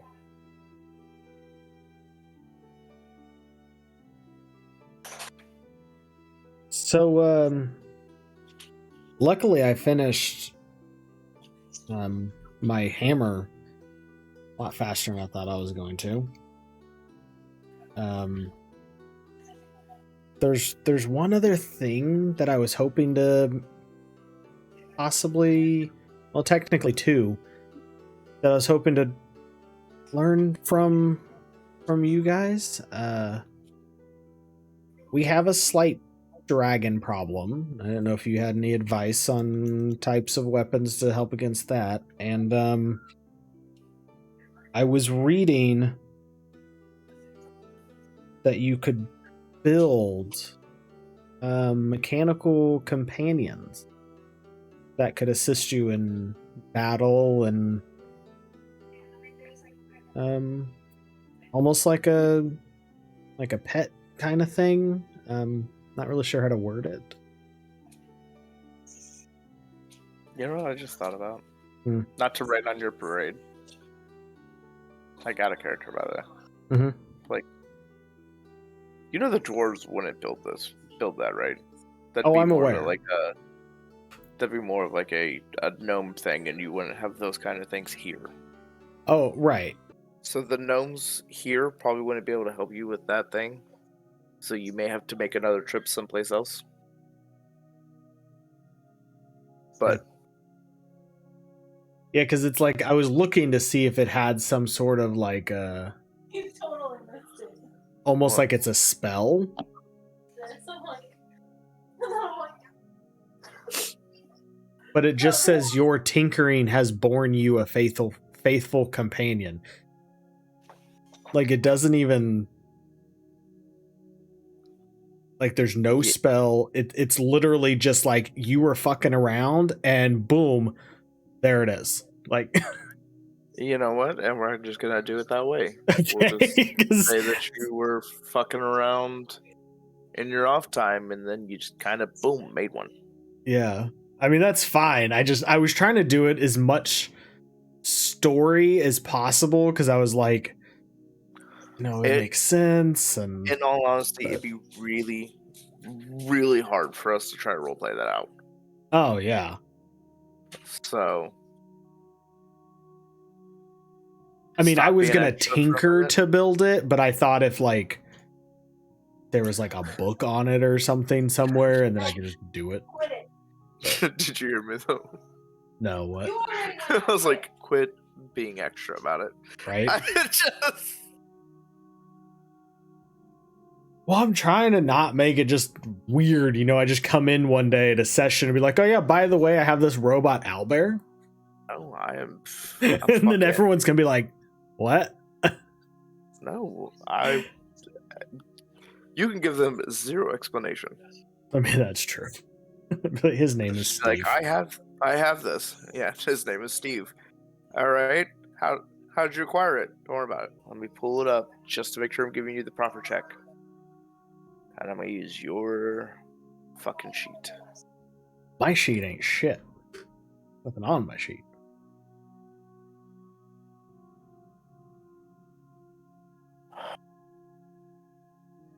Like, is this up to date to what you're... Fuck no.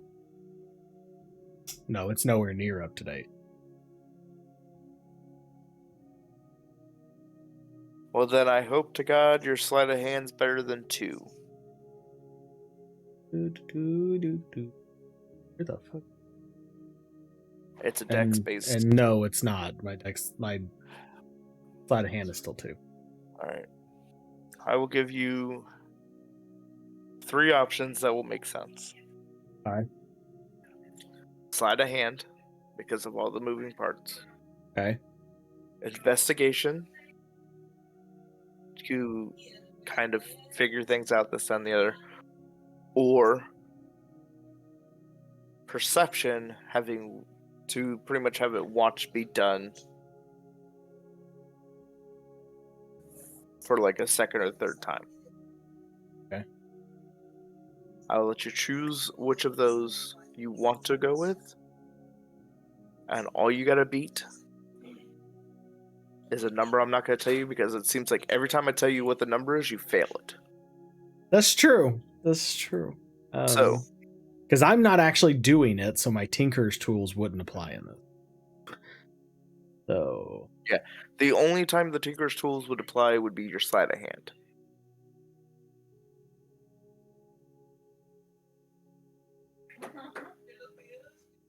wait, what? Because if you were to do sleight of hand, that means you're physically doing it yourself. So pretty much sleight of hand is you're building it yourself. Investigation is you're trying to figure out how to do it yourself. And perception is watching it be done before you. Right, but I mean, I'd be doing sleight of hand, not Tinker's tools. Except if you're doing it yourself, you could apply your Tinker's tools to it because you would be using tools to put it back together. Okay, let's see. I think I'm only proficient Tinker. Wouldn't be. Okay, You're so expertise. It wouldn't matter between that or perception. It'd be the same number. However you want to do it. I guess just for we're not role playing it doesn't fucking matter. It's gonna take me less clicking to do perception. So. All right. Jesus Christ. What about this dumb gun? Like, I cannot do anything with this gun. So that's your second watch. I'm only gonna give you one more watch before I think that your character's not smart enough to put this shit. Right? Well, you said I can put it back together. I just don't know how any of it works. Yeah, exactly. You can put it back together, but if you're trying to learn from it, Yeah. you need to learn from it. Okay. So, I will give you one more shot. Let's try not the fuck the fuck. Jesus Christ. Just above what I needed. Was it a 12? It was a 12. Oh my god. That's why I was like, I'm not going to tell you what it is. Can you give me like fail. survival as an option? Like, I could not have. why do I have survival as a... I don't remember. I don't know. Because you were a warforged for war, which survival would make sense. Yeah, that would be why. So, like, story-wise... Oh no, because guns would be new, so history wouldn't work. Okay. Yep. Yeah. So, unfortunately, you didn't roll high enough for me to give you the second. That's fine. But you can now... You could definitely repair, and the more you work with it, the better your understanding will be. Okay.